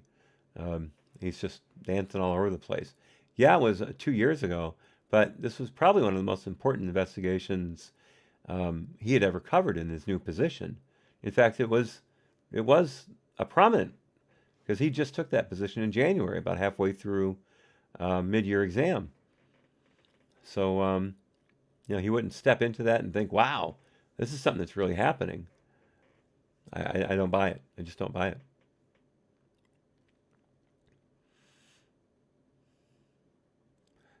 To back up, Mr. Meadows, but you're saying you didn't discuss that to follow up? Priestap, I'm sorry? Was there a discussion that took place and then you decided not to follow up? I don't recall whether I was personally involved in the discussion at all. I know there were lots of discussions at the time about Guccifer and Guccifer 2.0, lots of discussions by lots of FBI personnel who understood the cyber side a lot better than I did. So lots of discussion, but no interviews by your group. That I can recall, says Priestap. Meadows, I'll yield back. Mr. Parmenter, actually, sir, if I could just ask one follow-up question on that, please. You said you weren't aware whether there were any or there wasn't any evidence demonstrating that the server had been penetrated by a foreign adversary. I don't recall ever being told about evidence, that we had evidence of that. Okay, but we were certainly trying to determine if that happened. All right, so let me ask, this is just me, but if you know that you were trying to determine if that happened, why wouldn't you have known what you found? I'm just asking. Back to Parmenter. In your experience, however, would it be possible, or wouldn't it be possible, for a sophisticated hacker, someone like a Guccifer, I'm glad he said someone like a Guccifer, but someone like a Guccifer, to penetrate the server and you wouldn't know about it? I can't speak to how sophisticated an actor Guccifer was, but certainly it's my understanding that sophisticated hackers have techniques in which it can be very difficult to determine if, in fact, they've penetrated somebody's system. Well, we all know about the leak of the CIA hacking software. I'd be interested to know how they've updated that to take out the countless numbers of people who've been using that open source, that open secret after it had been released. That would be fascinating to know. Back to Parmenter. So, just to put our cards on the table, in this case, it's possible that a sophisticated hacker did, and it's possible the Bureau didn't know about it. It's possible, absolutely. That's a damn shame, I think. By Mr. Baker. Would a sophisticated hostile intelligence service have those same skills, where penetration could be made without leaving evidence? Yeah, and again, guys, I don't know that you can make penetration without leaving any type of evidence. But again, skilled hackers, to include state intelligence services, sophisticated services, would leave very little, if any, evidence behind. But we know they left evidence behind. It was reported. So let's see what Parmenter says about that. Q. Are you aware of any private entity, privately financed, not associated with the government at all, that took it upon themselves to look on the dark web for any trace of Secretary Clinton emails or other communications that somehow could have fallen off her network, ended up on the dark web, and subsequently ended up on a foreign server? I remember hearing something about that. Certainly don't recall like which organization it might have been, and certainly don't recall what, if anything, we learned about the effort. But I do remember that being talked about at one time. I don't know who brought it to my attention. It's my understanding we then looked into it. I don't remember the full extent of that, but I don't recall us learning anything that altered our thinking at whatever time frame this was. Okay, thank you. I just want to finish up with this exhibit that we've now marked D. It relates to the ambiguous texts. Okay? This one in particular, I've got an asterisk for you. Quote, and we need to open the case we've been waiting on now while Andy is acting, close quote. And then at the bottom, we need, quote unquote, we need to lock someone, quote, in a formal, chargeable way. Does that mean anything to you? What are they talking about? Priestap, confer with these guys. Discussion off the record. Priestap, so thank you guys. I don't know for certain what they're referring to there. I don't know for certain. I don't recall. I'm not sure. Baker, before we transition to that, to back up a couple of steps. When you came into counterintelligence, how were decisions made by this core group, investigative team, the management team, whatever? I'm under the impression that some things were made by a group vote. Yes, so certainly no vote. Were decisions made? I guess they were made this way. That Pete and John, Sally again as an attorney, is providing guidance, but she's not making investigative decisions. So Pete and John were at, call it the executive level, were the central people making decisions, but also Rick Maines the supervisor, made a lot of decisions. Obviously, agents and analysts made decisions on day to day. He's leaving out the huge footprint DOJ left on their back when they told them that they couldn't charge Hillary with anything. Somehow that doesn't get discussed. Interesting. Back to Priestap. What would happen is there were certain decisions, though, either because there might be disagreement amongst team members, FBI team members, or disagreement with DOJ, or they were particularly complex what have you, that I refer to it as bubbled up. So let's say Rick Maines decides the team would like to next interview whatever person they want to next interview, but he said, wow, that person's such a high-profile person, or he's so, tied to the former secretary. I probably ought to let people know before we go interview her and him or her, and he'll say what the purpose is, what have you. So again, there were times like that, then decisions would be bumped up. And then depending on what Pete and John thought, and depending on what I thought, there were certain things we just, you keep pushing up. For visibility purposes, because a lot of times, even if you don't need approval from somebody higher up, you don't want them blindsided if they get some screaming phone call from an attorney or whatever. You want them to know ahead of time what we were doing so they could say, yeah, we're aware of that. It's in the normal course of the investigation, and they'll understand what the issue is. So you try to keep people apprised.